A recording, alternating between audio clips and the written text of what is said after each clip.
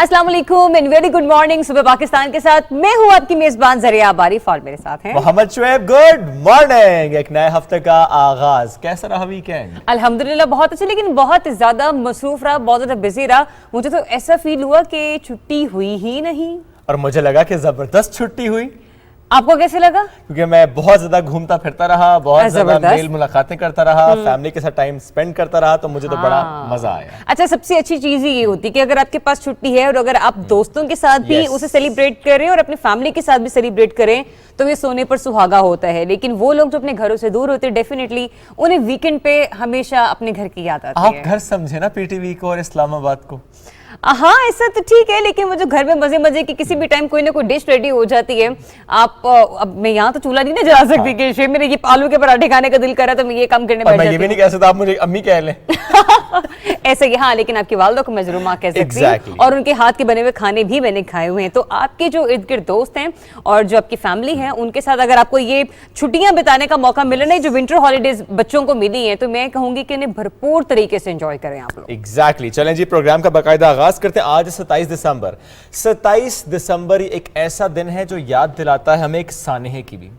साबिक वजीर आजम मोहतरमा बेनजीर भुट्टो, आज इनकी 14th बरसी मनाई जा रही है। 27 दिसंबर 2007 एक ऐसा दिन जिसको कभी भूला नहीं जा सकेगा। वो इंतखाबी मुहिम जिसके दौरान लियाकत बाग में खुदकुश हमला होता है और उन्हें शहीद कर दिया जाता है। दुनिया इस्लाम की पहली खातून वजीर आजम बेनजीर भुट्टो, उनकी जिंदगी पर एक रिपोर्ट तैयार की है। प्रोग्राम का आगाज इसी रिपोर्ट से करते हैं। मोहतरमा बेनजीर भुट्टो 21 जून 1953 को भुट्टो खानदान में पैदा हुई। उनके वालिद साबिक वजीर आजम जुल्फिकार अली भुट्टो उन्हें लाड से पिंकी कहकर मुहातिब करते थे। उन्हें 2 बार पाकिस्तान की वजीर आजम मुंतखब होने का एजाज हासिल है। जब जुल्फिकार अली भुट्टो की हुकूमत का खात्मा हुआ तो बेनजीर भुट्टो ने सियासत में कदम रखा और देखते ही देखते पाकिस्तान की कदावर सियासी शख्सियत बन गई। उन पर किस्मत की देवी उस वक्त मेहरबान हुई जब वो 1988 में पहली बार इक्तदार की मसनद पर बराजमान हुई। उन्हें सबसे कम उम्र और इस्लामी दुनिया की पहली खातून वजीर आजम मुंतखब होने का एजाज हासिल हुआ। 1993 में वो एक बार वजीर आजम पाकिस्तान मुंतखब हो गयी। ताहम 1996 में सदर फारूक लगारी ने उनकी हुकूमत का खात्मा कर दिया। साबिका वजीर आजम बेनजीर भुट्टो को तवील खुदसाख्ता जरावतनी का सामना भी करना पड़ा। परवेज मुशर्रफ की हुकूमत के साथ NRO के बाद उनकी जरावतनी का खात्मा हुआ तो 18 अक्टूबर 2007 को वतन वापस लौट आई। मुल्क वापसी पर उन पर हमला हुआ जिसमें कई अफराद मौत की नींद सो गए। साबिका वजीर आजम बेनजीर भुट्टो 27 दिसंबर 2007 को दूसरे कातिलाना हमले में महफूज न रह सकी और लियाकत बाग के मुकाम पर दुनिया फानी से कूच कर गई।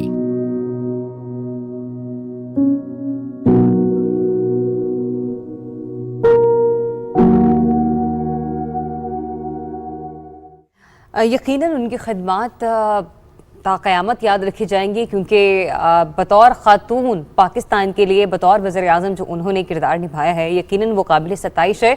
और उन्हीं को देखकर हम ये कहेंगे कि बहुत सारी हमारी ऐसी ख़वातीन हैं जिन्होंने सियासत में कदम रखा, जिन्होंने सियासत का इंतखाब किया बतौर करियर, ये सोचकर कि हम लोगों की फलाह बहबूद के लिए इस तरह से आगे बढ़ सकते हैं। तो बस यूँ कहेंगे कि वो सिर्फ पाकिस्तान पीपल्स पार्टी की एक लीडर नहीं थी, बल्कि जितने भी हम पाकिस्तानी हैं, हम सबको जिस खूबसूरत अंदाज में उन्होंने लीड किया है, उनकी खिदमत डेफिनेटली हमेशा याद रखी जाएगी। इसी के साथ ही आगे बढ़ते हुए आपको एक और अहम इंटरेस्टिंग खबर आपके साथ शेयर करेंगे कि आज दुनिया भर में वबा से बचाव की तैयारी का आलमी दिन मनाया जा रहा है। अब ये इंटरेस्टिंग इस एतबार से भी कि इससे पहले हमने देखा है कि वबाई अमराज के हवाले से कभी इतना किसी ने ख्याल नहीं किया, लेकिन जो ही पैंडेमिक यानी कि कोरोना के वायरस की वजह से हमने देखा है कि लोगों ने अपने प्यारों को खो दिया। एक ऐसा वायरस कि जिसे ना सिर्फ डॉक्टर हजरात बल्कि साइंसदान भी जो है वो नहीं क्या कहते हैं निकाल पा रहे थे कि इसका इलाज कैसे मुमकिन है, ये किस तरह से लोगों में फैल रहा है। आज इस वबाई अमराज अमराज के हवाले से एक आलमी दिन मनाया जा रहा है। एग्जैक्टली और यूएन का ये ख्याल भी है कि मुस्तकबिल में यानी फ्यूचर में ये जो वबाई अमराज हैं ये पहले की निस्बत से ज़्यादा शिद्दत से असरअंदाज हो सकते हैं। हमारी इम्यूनिटी इस कदर मुतासर हो सकती है कि कोई भी वायरस पैंडेमिक की सूरत हाल इख्तियार कर सकता है, ज़्यादा मुतासर कर सकता है ना सिर्फ ज़िंदगियों को बल्कि कीमती जानों का ज़िया भी हो जाता है। और इसीलिए अब मकामी सतह पर, इलाकाई सतह पर, इवन एट ग्लोबल लेवल वबाई अमराज से मुताल्लिक़ जो आगाही है, जो मालूमात है, उसका तबादला किया जाएगा ताकि जो वबाई अमराज से निमटने के लिए जो इक़दाम हैं वो उठाए जा सकें। एक रिपोर्ट है इसी से मुताल्लिक़ कि तैयारी कितनी ज़रूरी है, देखिए। दुनिया इस वक्त कोरोना वायरस जैसी आलमी वबा की लपेट में है जिसने इंसानी जिंदगियों पर गहरे असरात मुरतब किए हैं। इस मुहलिक वायरस से न सिर्फ इंसानी जानों का नुकसान हुआ बल्कि इसने इक्तिसादी और समाजी तरक्की की राह में रुकावटें भी पैदा कर रखी हैं। अक़वाम मुत्तहिदा का कहना है कि वबाई अमराज न सिर्फ ख़वातीन और बच्चों के लिए खतरा है बल्कि ये कमजोर माशियत के हामिल मुमालिक को मजीद कमजोर करने का बायस भी बन रहे हैं। दुनिया को मौजूदा आलमी वबा कोरोना से सीखने की जरूरत है क्योंकि इस वबा ने वबाई अमराज से निमटने के लिए अक़वाम आलम के किरदार की अहमियत को उजागर किया है। अब ऐसे पेशगी इक़दाम और तैयारियों की जरूरत है जिनसे आइंदा वबाई अमराज से बेहतर अंदाज में निमटा जा सके। अक़वाम मुत्तहिदा का कहना है कि वबाई अमराज से मौसर अंदाज में निमटने के लिए बैनुल अक़वामी तावन की जरूरत है। इस अहम दिन के हवाले से दुनिया भर में तकरीबात का इनेकाद किया जा रहा है ताकि लोगों को इस हवाले से आगाही दी जा सके और मुस्तकबिल में किसी भी वबा की रोकथाम और इससे निमटने के लिए तैयारी की अहमियत को उजागर किया जा सके।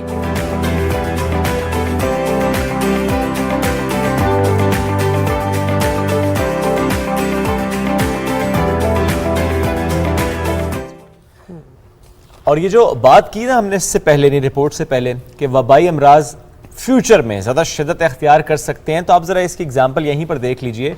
कोविड आया था 2019 दिसंबर में, उसके बाद जिस तरह पाकिस्तान में जनवरी में पहला केस रिपोर्ट हुआ, उसके बाद फिर हमने देखा कि पूरे मुल्क में ही कोविड-19 के केसेस हमें दिखाई दिए। और अब जबकि कुछ महीने या कुछ हफ्ते पहले एक ऐसा वेरिएंट यानी ओमिक्रॉन वेरिएंट जिसने मुतासर करना शुरू किया, जिससे मुताल्लिक़ ख्याल ये था कि ज़्यादा तेज़ी से फैल सकता है, ज़्यादा तेज़ी से मुतासर कर सकता है। और अब वही ओमिक्रॉन वेरिएंट जो कि ज़ाहिर पाकिस्तान में मौजूद तो है, अब इस्लामाबाद में भी उसका जो पहला केस है वो रिपोर्ट हुआ है। ये नई किस्म ओमिक्रॉन इस्लामाबाद पहुँच चुकी है और इस्लामाबाद में कोविड-19 का जो ये ओमिक्रॉन वेरिएंट का पहला केस है, इसके मुतालिक आपको डिटेल देंगे कि महकमा सेहत की तरफ से बताया गया कि 47 ईयर ओल्ड एक शहरी है और उसमें इस केस की निशानदही की गई है। बिल्कुल, और सिर्फ यही नहीं, उन डिटेल्स में ये भी बताया गया कि शहरी में ओमिक्रॉन की तस्दीक भी हुई, जिसके बाद उनसे राब्ते में जो रहने वाले 10 अफराद हैं उनका पता लगाकर उन्हें क्वारंटाइन कर दिया गया है। मतलब महकमा सेहत के हुकाम ये बताते हैं कि मरीज के मुल्क से बाहर सफर करने का कोई रिकॉर्ड नहीं है। मतलब अगर हम ये कहें कि उसने कोई इंटरनेशनल फ्लाइट ली हो, उसके बाद ये जो वेरिएंट है वो वहां से ट्रैवल करके पाकिस्तान पहुंचा है, ऐसा हरगिज नहीं है।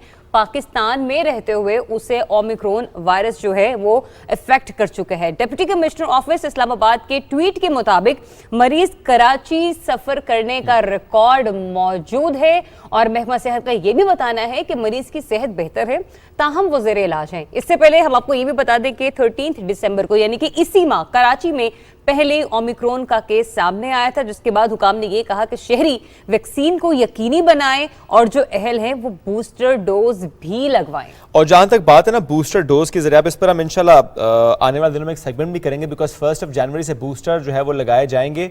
कौन सा बूस्टर किसको लगाया जाएगा, कौन सी आपने वैक्सीन पहले लगवाई है और अब कौन सा बूस्टर आपको लगेगा, पहले डोज लगने के बाद एफिकेसी कितनी थी, बूस्टर के बाद एफिकेसी क्या हो जाएगी, इस सब पर डिटेल्स हम एक सेगमेंट करेंगे आइंदा आने वाले दिनों में, ताकि हम ये जान भी सकें कि बूस्टर कितने ज़्यादा अहम है और ये कितना ज़्यादा ज़रूरी है कि हम बूस्टर डोज लगवाएं, चूँकि हम सबको मिलकर कोविड-19 का मुकाबला इस तरीके से करना है कि अपने आप को महफूज रखना है, अपने प्यारों को महफूज रखना है। एक चेन जो होती है उसको तोड़ना है, वो चेन को तोड़ने के लिए ये जो टीका है ना बड़ा ज़रूरी होता है। एक टीका लगवाएं, इस चेन को ब्रेक करें। यानी अगर मुझे वो इंजेक्शन लगा, अगर मैं मुझे कोविड-19 से बचने का है वो टीका लगा दिया गया है, तो उसकी वजह से किसी और तक मैं वो वायरस लेकर नहीं जाऊंगा, I won't be a carrier as well. तो ये बड़ा ज़रूरी है कि आप इंजेक्शन लगवाएं अपने लिए, अपने प्यारों के लिए, पाकिस्तान के लिए, सेहतमंद माशरे के लिए। और बिलखुसूस जब हम लोग कहते हैं ना कि अक्सर लोग ये क्वेश्चन पूछते हैं, अभी भी जब ये इस वेरिएंट के हवाले से केस हुआ ना, तो अक्सर एक दो दोस्त ने कहा लॉकडाउन तो नहीं लगने जा रहा, कहीं स्मार्ट लॉकडाउन की तो कोई बातचीत नहीं हो रही। तो वो ऐसे लोगों के लिए जो कि दोस्त नहीं है, प्यारे ही हैं, उन लोगों के लिए भी जवाब ये कि अगर आप लोग वैक्सीनेशन करवाएंगे ना तो इस तरह के लॉकडाउन के चांसेस बहुत कम होंगे, क्योंकि हर किसी को अपना कारोबार प्यारा है। जब तक वो बाहर जाके कमाएगा नहीं, उसके घर का चूल्हा जलेगा नहीं। और अगर हम लोग ऐसी बात करें ना कि सरकारी सतह पर हुकूमत की तरजीहात में शामिल होना चाहिए कि उसने रियासत के शहरियों का ख्याल रखना है, तो रियासत अपना किरदार निभा रही है, आप अपना किरदार। एग्जैक्टली जब बात किरदार निभाने की है तो एक और खबर भी हमारे पास है, कैसे गवर्नमेंट अपना किरदार निभा रही है। एक और ऐसन कदम, पाकिस्तान हिलाल अथॉरिटी के बिजनेस रूल्स और पाकिस्तान हिलाल सर्टिफिकेशन की मंजूरी दे दी गई है। वफाकी वजीर शिबली फराज साहब उन्होंने कहा है कि तेजी से बढ़ती हुई हिलाल मार्केट का हिस्सा हमें बनना होगा, क्योंकि इसका बैनुल अक़वामी मार्केट में $1 ट्रिलियन मालियत का हजम है और इसलिए हमें इसको सीरियसली लेना होगा। इसीलिए उन्होंने ये भी कहा कि कैबिनेट की जानिब से पाकिस्तान हलाल अथॉरिटी के रिक्रूटमेंट रेगुलेशंस की मंजूरी से टेक्निकल और नॉन टेक्निकल जो अफरादी कुव्वत है उसकी भर्ती की राह में जो हायल रुकावटें हैं वो दूर हो गई है। मतलब ये कि जो एम्प्लॉयज हायर किए जा रहे थे और उनकी रिक्रूटमेंट के लिए जो एक सिस्टमैटिकली सिचुएशन थी वहां पर कुछ रेजिस्टेंस फेस करने को मिल रही थी, अब वो खत्म हो गई है। मजीद उन्होंने ये भी कहा कि पाकिस्तान को इंटरनेशनली हलाल फूड मार्केट में बतदरीज अपना हिस्सा हासिल करना होगा।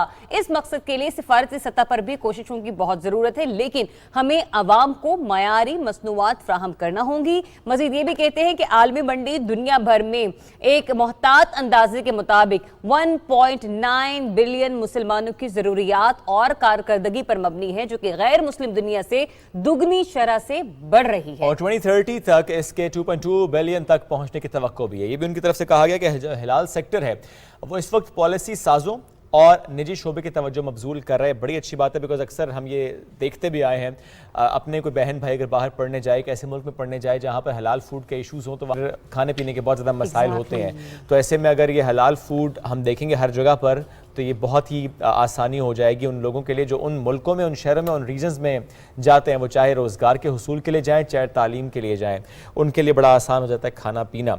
अच्छा, ये तो हम बात कर रहे हैं शिबली फराज साहब की। बस एक जुमला मुझे सिर्फ और कहने दीजिए कि आपको याद है हमने अ वीक बैक एक सेगमेंट किया था भंग से मुतालिक, तो इस वीकेंड भी बहुत ज़्यादा सोशल मीडिया पर भी और इवन प्राइवेट चैनल्स पर भी डिस्कस होता रहा।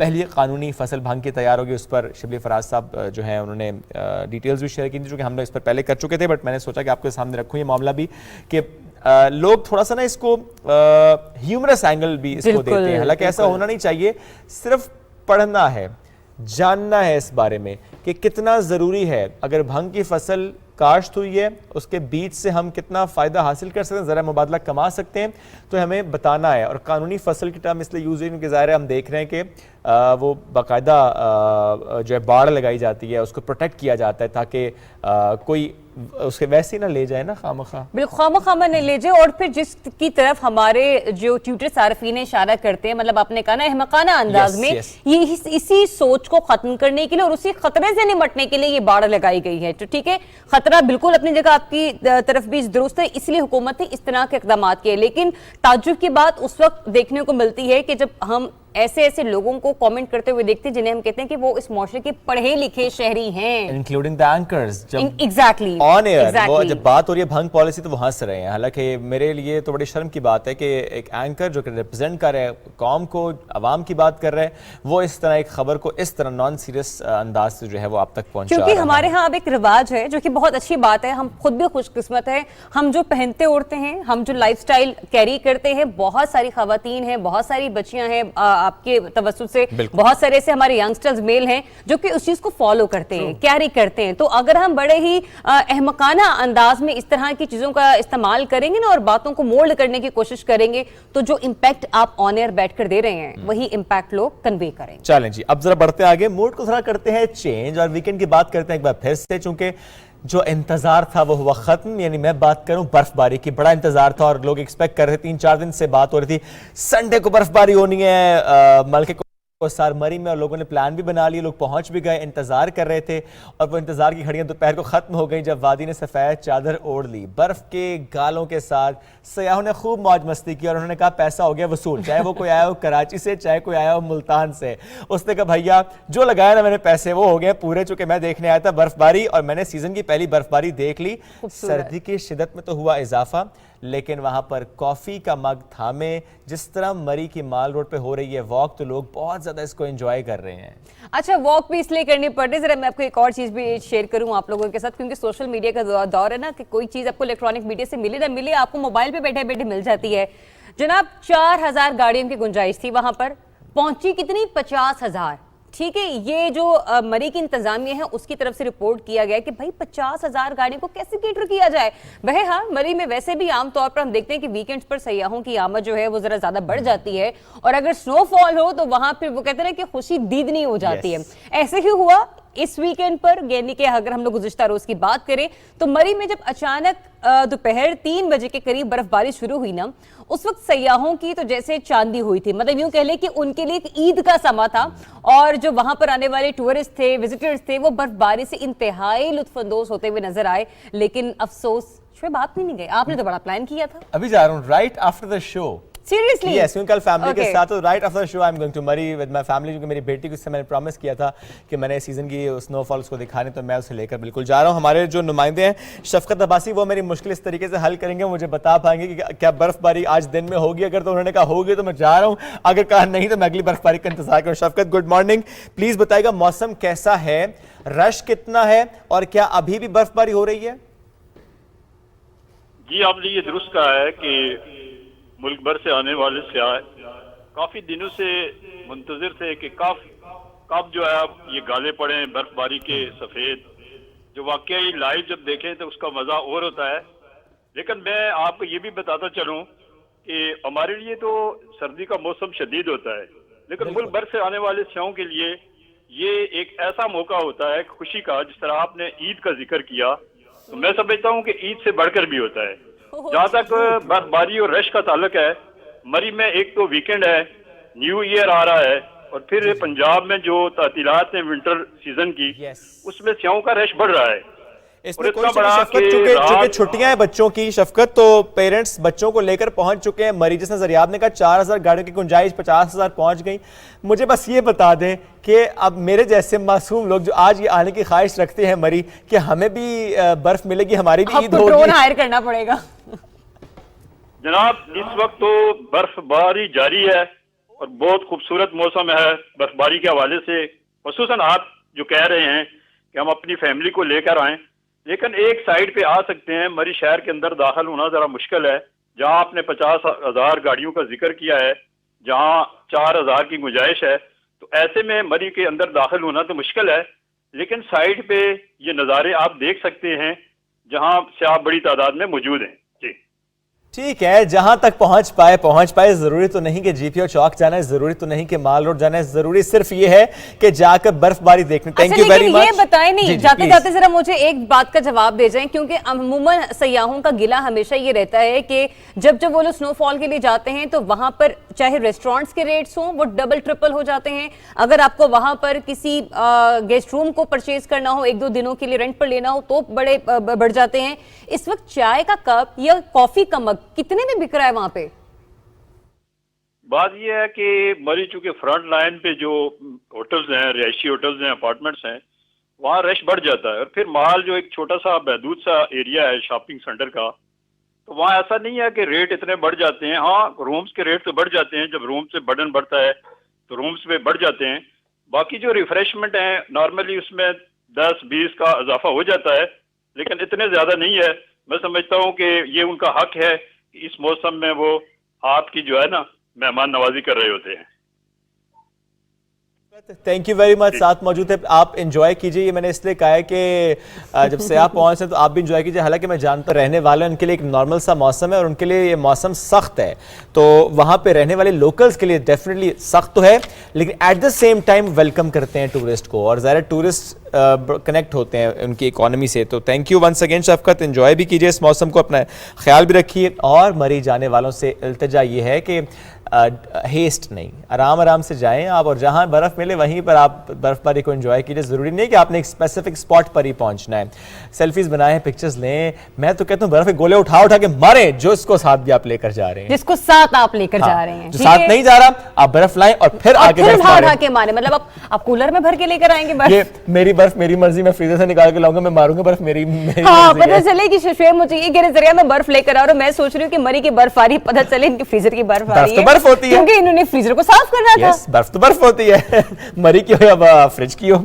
चलिए, ये मरी की बात तो हमने की है, सयाहों की मौज मस्ती की बात तो की है, लेकिन बाज़ औक़ात जो मौज मस्ती है ना बड़ी महंगी पड़ जाती है। श्रीलंका में ऐसा हुआ है।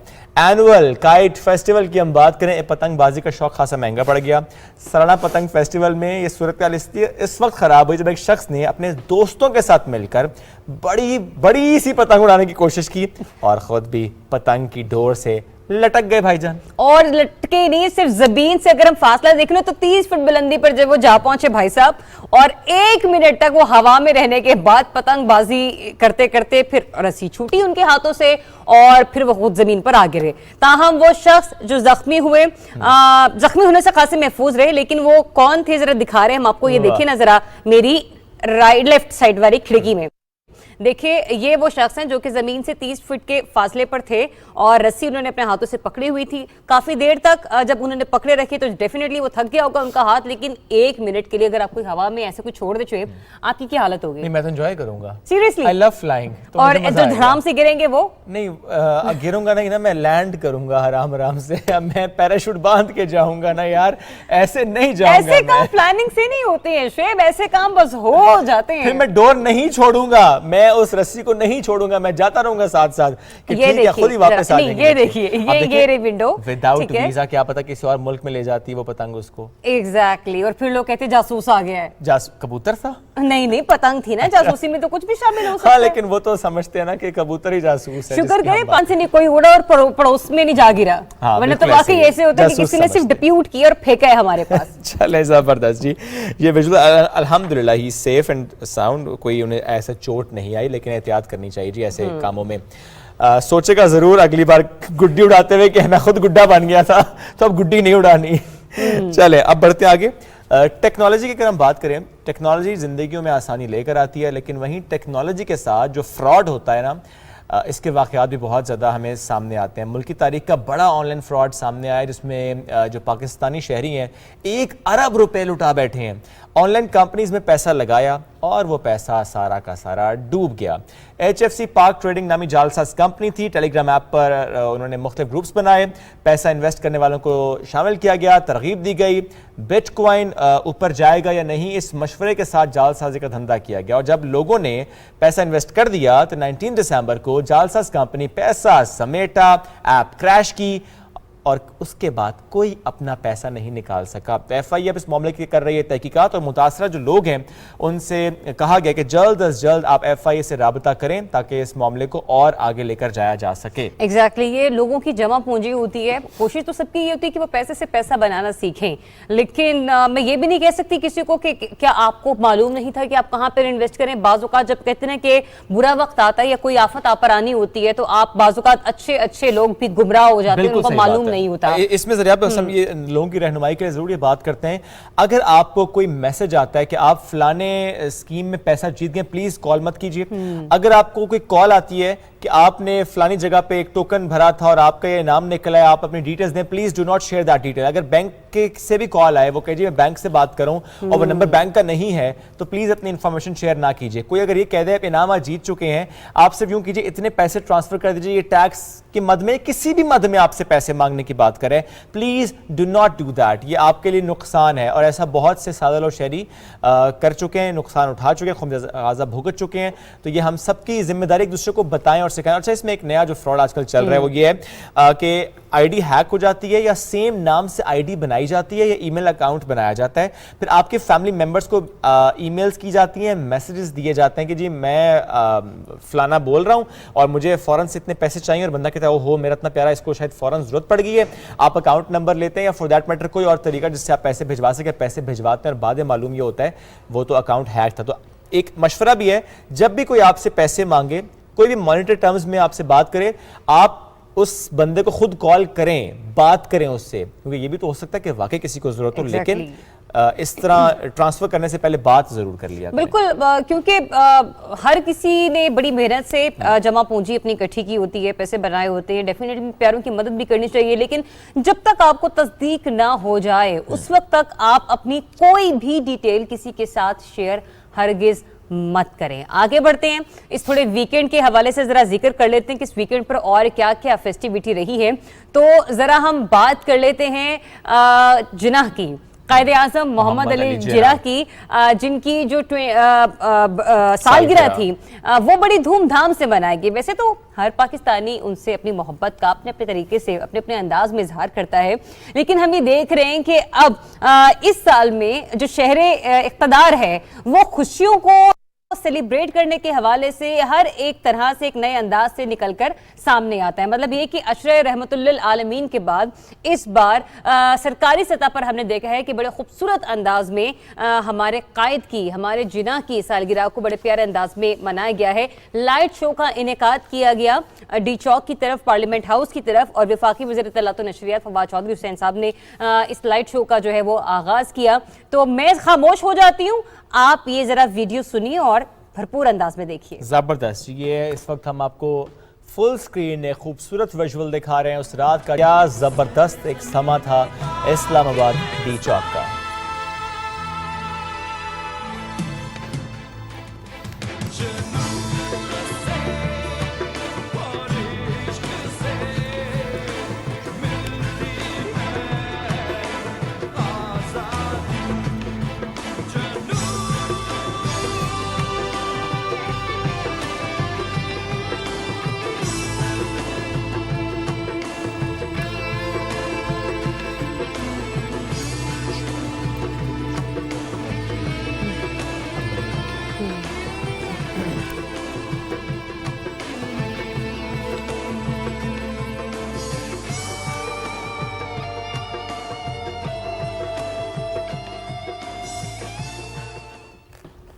जी, तो जहां पर हमने देखा इस किस्म के जश्न मनाए जा रहे हैं, और यूं कह दीजिए कि हमारी जो नौजवान नस्ल है उसको न सिर्फ दीनी तालीम देने की कोशिश की गई अशरा रहमतुल्लाह आलमीन के जरिए, जो हमने देखा है कि सीडी की तरफ से बड़ी भरपूर तरीके से खदमात सर अंजाम दी गई, और इस बार जो हमारी दुनियावी तालीम है और जो तारीख है उसके एतबार से भी लोगों को रोशनास करवाने की कोशिश की जा रही है। ताहम ऐसे में हम एक और अहम फैसला होते हुए देख रहे हैं, जहां पर आतिशबाजी के मुजाहरे तो अपनी जगह जारी है, लेकिन साथ ही साथ हमने देखना है कि हमारी अस्करी क़यादत समेत जो हमारी सियासी क़यादत है वो मुल्क को मजीद मुस्तहकम बनाने के लिए क्या फैसले कर रही है। तो खबर कुछ ऐसे है कि कौमी सलामती पर गौर के मामले पर prime minister of Pakistan Imran Khan साहब ने नेशनल सिक्योरिटी कमेटी का इजलास जो है वो आज तलब कर लिया है, और बताया जा रहा है कि वज़ीर आज़म की ज़ेर सदरत होने वाले इस नेशनल सिक्योरिटी कमेटी के इजलास में अफगानिस्तान की सूरत हाल और कौमी सलामती के दीगर मामलात ज़ेर गौर आएंगे।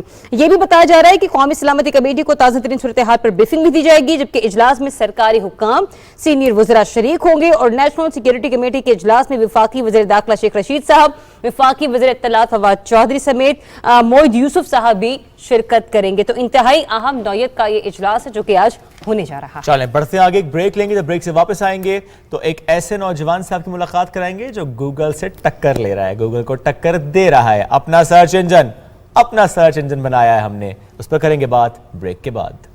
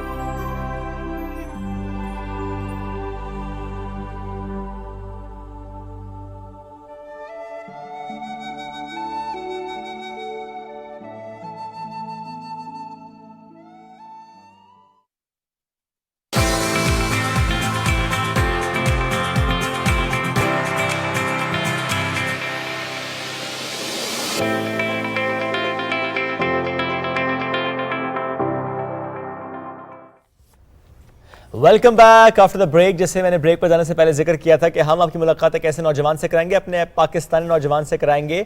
गूगल से भाईजान ने ले ली है टक्कर, अपना सर्च इंजन बनाया। सर्च इंजन का नाम है सर्च ओए। ओए, ये क्या जबरदस्त सा नाम रखा है कि फौरन ज़बान में भी चढ़ जाएगा। उमर इदरीसी जिन्होंने ये सर्च इंजन बनाया है, किस तरह से इस पर काम किया गया, कितनी मेहनत हुई, कितना वक्त लगा, कितने लोग इसको इस्तेमाल कर रहे हैं, टारगेट क्या है, क्या गूगल भाईजान नाराज तो नहीं हो जाएंगे, इस पर करते हैं बात। अस्सलाम वालेकुम उमर, कैसे हैं आप? वालेकुम अस्सलाम, ठीक ठाक। उमर थोड़ा सा प्लीज बताएं, searchoe.com कैसे ख्याल आया, क्यों ख्याल आया, कितना ज़रूरी था? जी, ख्याल तो आया मुझे तकरीबन 2014 से, जब मैंने ब्लॉगिंग का करियर स्टार्ट किया। अच्छा। तब मैंने स्टार्ट इसलिए किया था कि मैं एक सर्च इंजन बनाऊंगा गूगल की तरह। तो तब पता नहीं था कि सर्च इंजन बनाना कितना मुश्किल है। तो ब्लॉगिंग के चक्कर में चला गया, वेबसाइट्स बनाते बनाते उससे अर्निंग की मैंने, फ्रीलांसिंग भी की। और अर्निंग जब कर ली तो फिर अब मुझे देखा मैंने कि पाकिस्तान का अपना सर्च इंजन तो है ही नहीं, ठीक है, कोई सर्च इंजन क्या, कुछ भी नहीं है इस तरह का। तो ट्राई की और ट्राई करते करते थोड़ा सा बना ही लिया। तो अभी इसका यूआई जो है वो तो आपने देखा होगा, वो तो सेटअप है पूरा। अब बैक एंड पे काम हो रहा है, उसके लिए हम कर रहे हैं। और ज़रूरत इसलिए थी कि अभी मैंने रिसेंटली आपने देखा होगा कि प्राइवेसी पे बड़ा फोकस आ रहा है। जी। तो उसके लिए मैंने इस पे नॉन पर्सनलाइज्ड एड्स लगाए हैं। एड्स तो हैं लेकिन उन पे आपका डाटा जो है ना यूज़ नहीं हो रहा। आपका डाटा लीक तो होता ही है, उसको हम बचा नहीं सकते, ठीक है, लेकिन हम उसको यूज़ ही नहीं कर रहे। तो इस वजह से आप सेफ हैं। मुझे थोड़ा सा इसको कंपैरिजन करके बताएं, गूगल पे जब आप कुछ सर्च करते हैं तो क्या हमारा डाटा कॉम्प्रोमाइज होता है? अगर होता है तो किस लेवल का कॉम्प्रोमाइज होता है? आप अगर गूगल पे सर्च नहीं भी करते ना, आप एंड्रॉयड यूज़ कर रहे हैं, गूगल का सॉफ्टवेयर है वो, ठीक है, और आप वो ऑन है, आपका मोबाइल ऑन है इस वक्त, आपको गूगल यूज़ करने की ज़रूरत ही नहीं, आपका डाटा ऑलरेडी लीक हो रहा है। ओके। ठीक है, जी हाँ, वो उसको आप एक, अगर हम डेवलपिंग अपनी ज़ुबान में कहेंगे तो वो एक इको साउंड होता है। अब अभी अगर मैंने कहा ना, एक इको साउंड होता है, इको अब रिकॉर्ड हो गया हमारा। अच्छा, ठीक है, अब इसके एड्स आपको शो होंगे। अगर आपने सोचा होगा, कई बार आप सोचते भी हैं तो वो Exactly, एड मैंने सामने आ आज जाता है। अगर फॉर एग्जांपल मैंने जरियाब से कहा जी मैं जा रहा हूँ जीन्स लेने, हमसे गुफ्तगू कर रहे थे, थोड़ी जीन्स के ऐड नजर आना शुरू हो जाएंगे। जीन्स के ऐड, वो डाइनर्स वगैरह के सब जी, के जी। एड्स आएंगे आपकी तरफ ना, वो यही हो रहा है एआई। अच्छा, अब मुझे बताएं, चूंकि जरा एंड्रॉइड फोन है, अब मैं गूगल इस्तेमाल करूं या ना करूं, तो आपने कहा कि एको से भी वो चीज़ें जनरेट हो रही हैं और वो डाटा मेरा जो है वो कॉम्प्रोमाइज़ हो रहा है। अब सर्च ओए से कितना डिफरेंस क्रिएट होगा? बिकॉज मैं फ़ोन तो वही यूज़ करूंगा, ऐप्स तो वही होंगी। बिल्कुल, वही मैं बता रहा था आपको कि डाटा तो आपका लीक हो रहा है, स्टोर भी हो रहा है। अब बात है कि वो यूज़ हो, ठीक है, हम उसको यूज़ नहीं कर रहे, हम आपकी प्रोफाइलिंग नहीं कर रहे, हमारी वेबसाइट पे आपका कोई माइक वगैरह ऑन नहीं होगा, हम उसकी कोई इको स्टोर नहीं कर रहे, ठीक है, कुछ भी इस तरह का हम स्टोर नहीं कर रहे। हम बैक एंड पे गूगल को यूज़ कर रहे हैं, लेकिन गूगल को ना हमने वो एक बांध दिया उनका सही, कि आपने फिल्टर होकर सारे फिल्टर मामलात हो होंगे, गए, ठीक बिल्कुल है। फिल्टर्ड होगी हर चीज़ ना। तो उस पे रिजल्ट भी आपके फिल्टर्ड होंगे कि आपका अगर बच्चा सर्च कर रहा है कुछ, वो गलत चीज़ सर्च कर लेता है तो वो शो नहीं होगी हमारे सर्च इंजन पे, गूगल पे होगी, ठीक है, हमारे पे नहीं होगी। और डाटा भी आपका जो है ना यूज़ नहीं होगा, लीक तो हो ही रहा है। सिर्फ पाकिस्तानियों के लिए है? हाँ, ये पाकिस्तान के लिए बेसिकली हमने ना टारगेट रखा हुआ है कि पाकिस्तान के लिए जो जितने मतलब होंगे ना, नीश जो हमने रखी हुई पाकिस्तान की है, लेकिन यूज़ सब कर सकते हैं। सही। अच्छा उमर, ये भी बताइए कि ये इस आपने, हम लोग अभी ब्रेक से पहले भी बात कर रहे थे इस बारे में, लेकिन आपने अब तक जो इतनी एफर्ट की है उसमें ऑपरेशनल कब से हुई आपकी ये सर्च इंजन, ठीक है? दूसरा ये कि अभी तक आपको क्या लगता है कितने लोग जो हैं वो उसको यूज़ कर रहे हैं और उनको इसके अच्छे रिजल्ट मिल रहे हैं? मतलब कोई कंप्लेन वगैरह जैसे किसी की तरफ से भी कोई ना कोई क्वेश्चनेबल?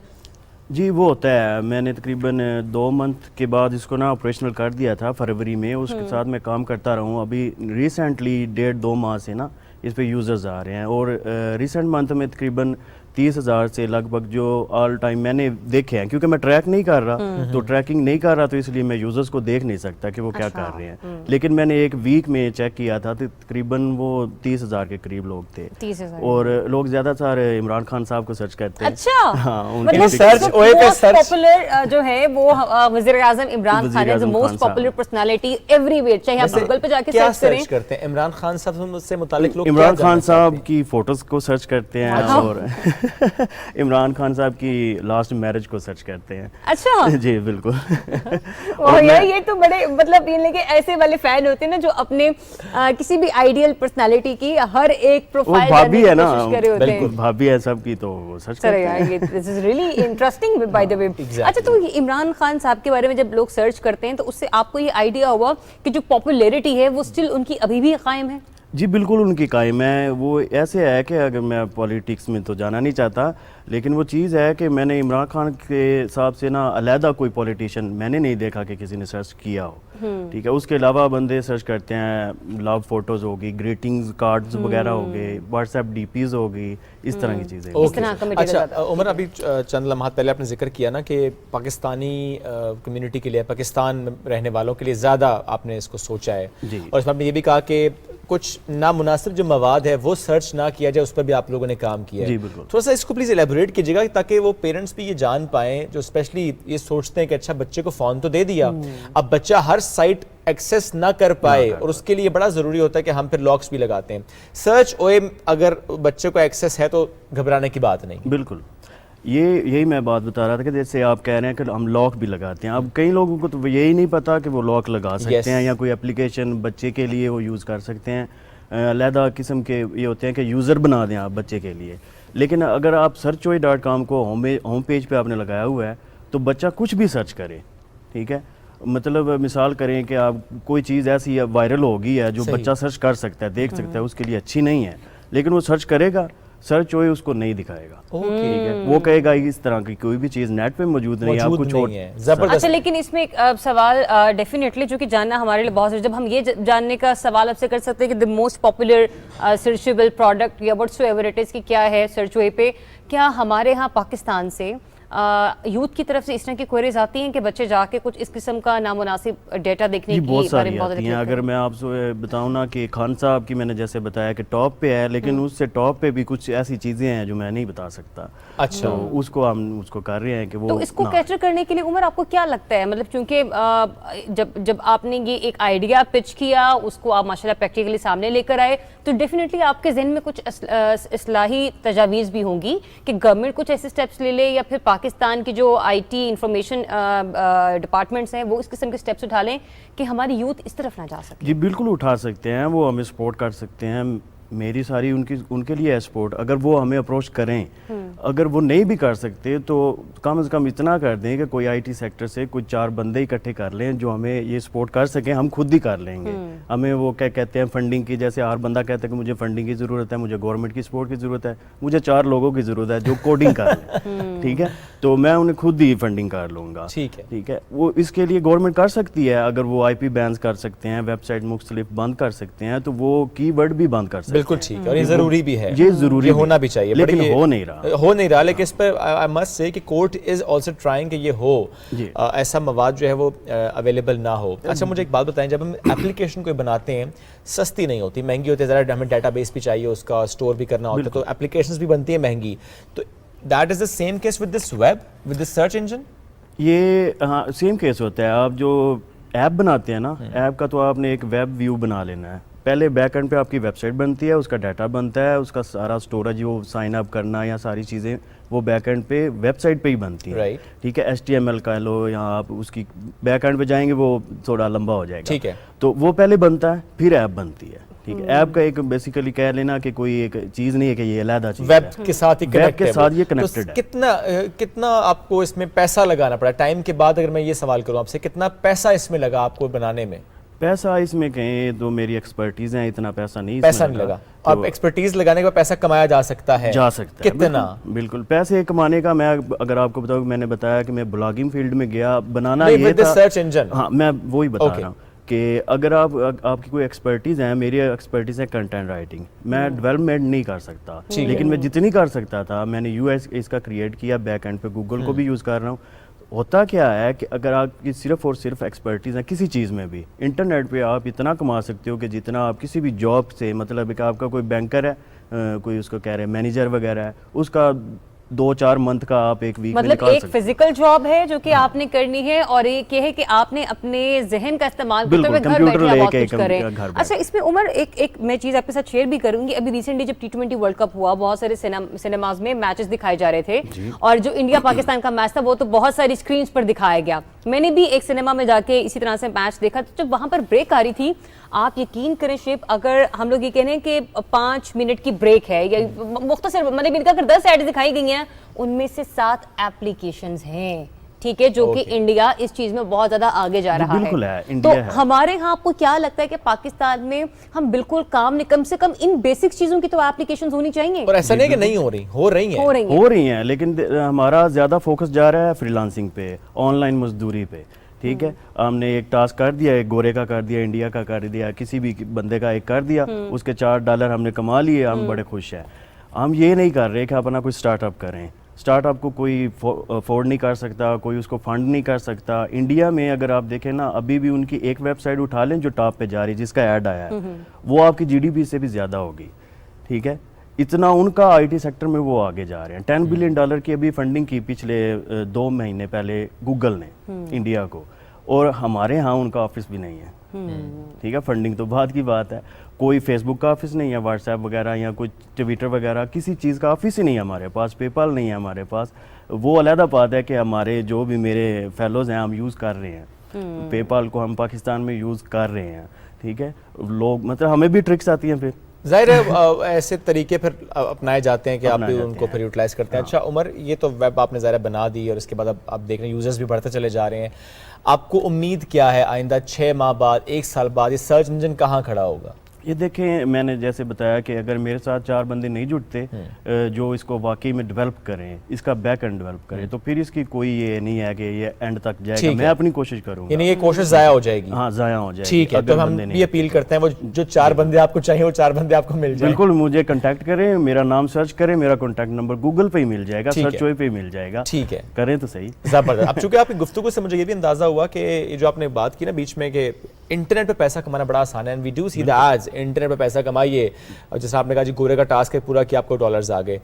ये जो हम देखते हैं कि इसमें इंटरनेट के ज़रिए जो पैसा कमाने के तरीके हैं, इस पर काम भी हो रहा है, सिखाया भी जा रहा है। जी हाँ। आप भी क्या सिखा रहे हैं इस पर?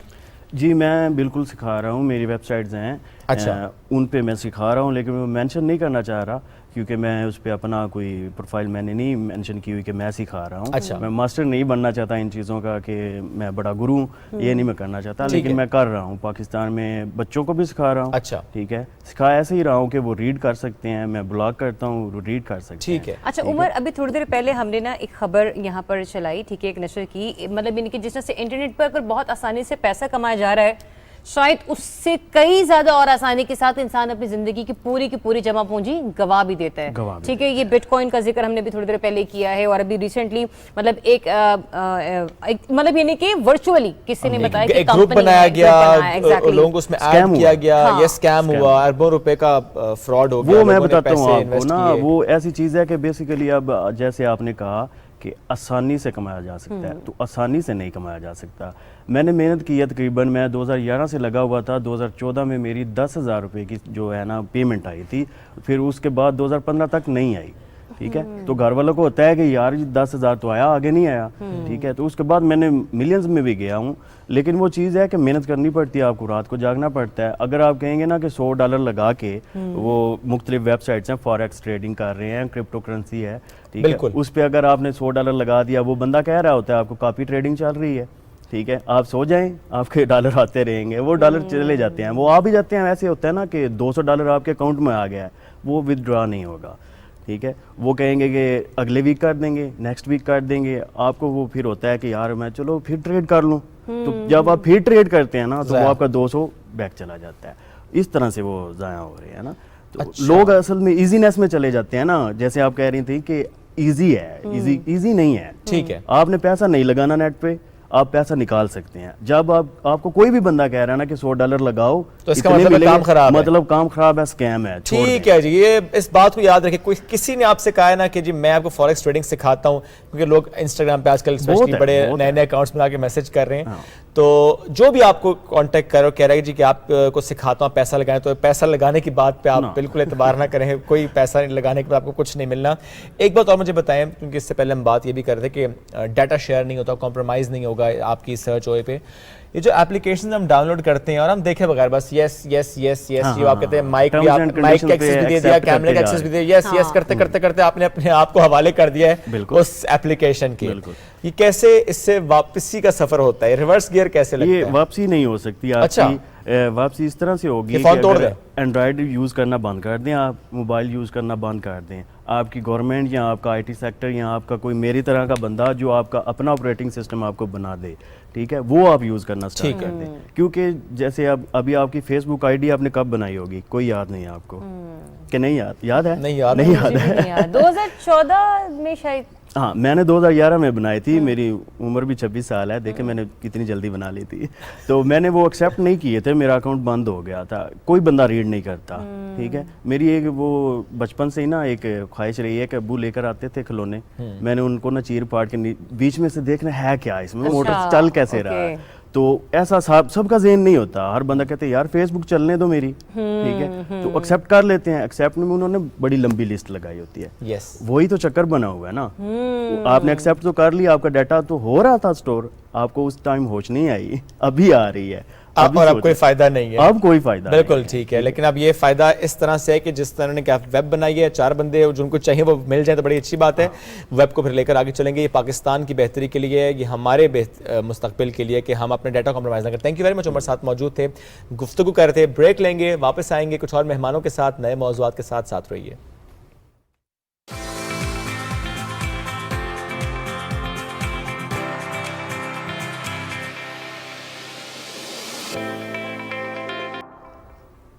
जी तो वेलकम बैक। आज का मौसम भी इंतहाई खूबसूरत है और मैं यूं कहूंगी कि बारिश ने मजीद मौसम को सुहाना कर दिया है। क्यों शुएब आप कहाँ पे थे? मैं बस वो देखने गया था कि बारिश स्टिल हो रही है नहीं, तो मैंने इसलिए पर्दे भी आए कर, ठंड ज्यादा रही, ठंडी हवा आ रही थी। अच्छा, तब भी मेरे ख्याल में शायद ना थोड़ा सा कुजी इन्वायरमेंट हो गया स्टूडियो का भी, क्योंकि आपने खिड़की थोड़ी सी जरा बंद कर दी है ना, लेकिन थोड़ी सी जरा बंद कर दी है। अच्छा, अरे हाँ, आपने तो दोनों पर्दे आगे कर दिए, कोई ठंडी हवा का झोंका। और अगर वैसे बारिश का पानी अंदर आता ना तो मेरे ख्याल से थोड़ा सा ये वाला एरिया जो ना थोड़ा सा गंदा हो जाना था। नहीं, मैं बर्तन कीचड़ होना था, मैं बर्तन रखता, मैं पानी जमा करता। अच्छा, वैसे पानी भी रिस्टोर करना चाहिए। खैर पानी की रिस्टोर पे तो हम लोग बात करेंगे, लेकिन थोड़ी सी वेदर अपडेट्स आपके साथ शेयर कर देते हैं कि इस वक्त इस्लामाबाद में जो दर्जा हरारत है वो इस वक्त 11 है और तकरीबन 1 बजे तक बारिश का सिलसिला यूं ही जारी और सारी रहेगा और घबराना नहीं है, आपने मौसम को एंजॉय कर रहा है। क्या बात है, नॉट इंटरेस्टेड, मुझे आप मरी का मौसम बताएं। हाँ, मरी का मौसम मुझे ढूंढना पड़ेगा, ये सर्च इंजन मुझे बताएगा, लेकिन इसके लिए हम सर्च ओए होए पे चले जाएंगे। क्या बात है। वैसे भी आपने इस्लामाबाद का जिक्र किया तो ज़ाहिर है इस्लामाबाद के साथ ही है मरी, तो इस वक्त हम टिकट्स चला भी रहे हैं कि मरी में इस वक्त सूरत हाल क्या है, ना सिर्फ मौसम बल्कि वहाँ पर जो कंडीशन क्या है, एहतियात क्या करनी है आपने, और अगर आपने वहाँ पर जाना है तो रास्तों में अगर कहीं खड़ा होना पड़ जाए तो कोई मसला नहीं है, अपने मोबाइल फ़ोन चार्ज रखें, फ्यूल टैंक्स फुल करवा के जाएँ, और अगर कहीं पर स्नो है तो गाड़ी में चेन टायर्स। लेकिन शुएब, बर्फ को तो हम जमा करके इतनी दूर से नहीं ला सकते, क्या आपने कोई पतीला रखा था यहाँ पे कि अगर पानी है तो जरा जमा हो जाए? 3 पतीले रखे हैं। 3 पतीले रखे हैं? अच्छा चलिए ठीक है, मतलब इनके अगर हमने वाटर स्टोर करना है तो हम पतीलों में करेंगे। हाँ, किसी तरह भी कर लेते हैं कि पानी जाया हो रहा है, और हम पानी जिस तरीके से जाया कर रहे हैं उस पर मैं बात करना बहुत ज़्यादा ज़रूरी है। आपको याद है, मैंने पहले भी जिक्र किया फसलों से मुताल्लिक कि कौन सी फसल जो है वो ज़्यादा पानी इस्तेमाल कर लेती है, और जब हम पानी ज़ाया करने की बात करते हैं तो पानी अक्सर ओवरफ्लो भी हो जाता है। हम अक्सर ये देखते हैं, जैसे आपने मोटर ऑन की और उसके बाद आप मोटर चलाकर भूल गए, पानी जो है वो ओवरफ्लो होता गया, ज़ाया होता चला गया। जो पानी एक तो ये कि है नहीं, बहुत जगहों पर कम है, नॉर्थ में तो फिर पानी है। जैसे जब सदर्न पार्ट में जाते हैं, जैसे नीचे की तरफ जाते हैं, सिंध में जाते हैं, बलूचिस्तान में जाते हैं, कराची तक जब पहुंचते हैं, समंदर किनारे प्यासा कराची यूं तो नहीं कहते, वहां पर पानी आता तो है लेकिन टैंकर में आता है, नलके में नहीं आता। पानी आता है, ज़ाया भी होता है, स्टिल लोग पानी ज़ाया करते हैं। जो पानी ज़ाया करने का जो एक मामला है ना, इस पर काम किया गया और इस तरीके से काम किया गया कि पानी ज़ाया ना हो और पानी जितना इस्तेमाल होना है उतना ही इस्तेमाल हो। और ना एक और मसला कराची का, वो ये ज़रियाब के, चूंकि मैंने भी कराची में 5-6 साल गुजारे, मैंने भी 2 साल गुजारे, 2 साल, तो आपको भी अंदाजा होगा ज़रियाब के जाते साथ आपको लगता है कि ज़िंदगी में ना एक दिन में एक खास घंटा ऐसा जिसमें आप घर में कहीं नहीं जाना, क्योंकि आपको पता है पानी इस टाइम आएगा, आपने बटन ऑन करना है, पानी को अपने टैंक में फिल करना है, फिर आपने कहीं जाना है। तो कई बार ऐसे हो जाता था कि आप कहीं चले गए, आपने वॉल खुला छोड़ दिया, पर पानी ज़ाया होता चला गया। तो ये पानी ज़ाया ना हो, इस पर आज हम बात करेंगे। हमारे साथ मौजूद हैं अनसब नकवी, और इन्होंने इस पर खासा काम किया, वाटर मैनेजमेंट सिस्टम पर इन्होंने काम किया है, और टेक्नोलॉजी इनोवेशन अवार्ड 2021 पर नाम कर चुके हैं। UNDP सोशल एंटरप्राइज चैलेंज के भी फाते हैं। अस्सलाम वालेकुम, गुड मॉर्निंग, कैसे हैं अनसब? वालेकुम अस्सलाम। अनसब मुस्कुरा रहे हैं। हम इतनी देर से जो पानी कर रहे थे ना, तो मेरे ख्याल से उस पर जो अनसब है ना, उनकी मुस्कुराहट ने मुझे जवाब दे दिया कि ये जो लगे हुए थे कि क्या कर रहे थे, पानी कहाँ से आ रहा था मुझे तो नजर नहीं आ रहा। कि हम पूरी एक स्टोरी बिल्ड करते हैं। अनसब थोड़ा सा प्लीज शेयर कीजिएगा। इलेक्ट्रिकल इंजीनियरिंग आपने की, लेकिन ये तो एक मैकेनिकल इशू है जिसको आप सॉर्ट आउट कर रहे हैं, सॉल्व कर रहे हैं। ख्याल कैसे आया कि अच्छा पानी का मसला भी है और इसे इस तरीके से हल भी करना है? डिवाइस आपने बनाई और इस डिवाइस को फिर आपने इंस्टॉल करना शुरू किया, ख्याल कैसे आया?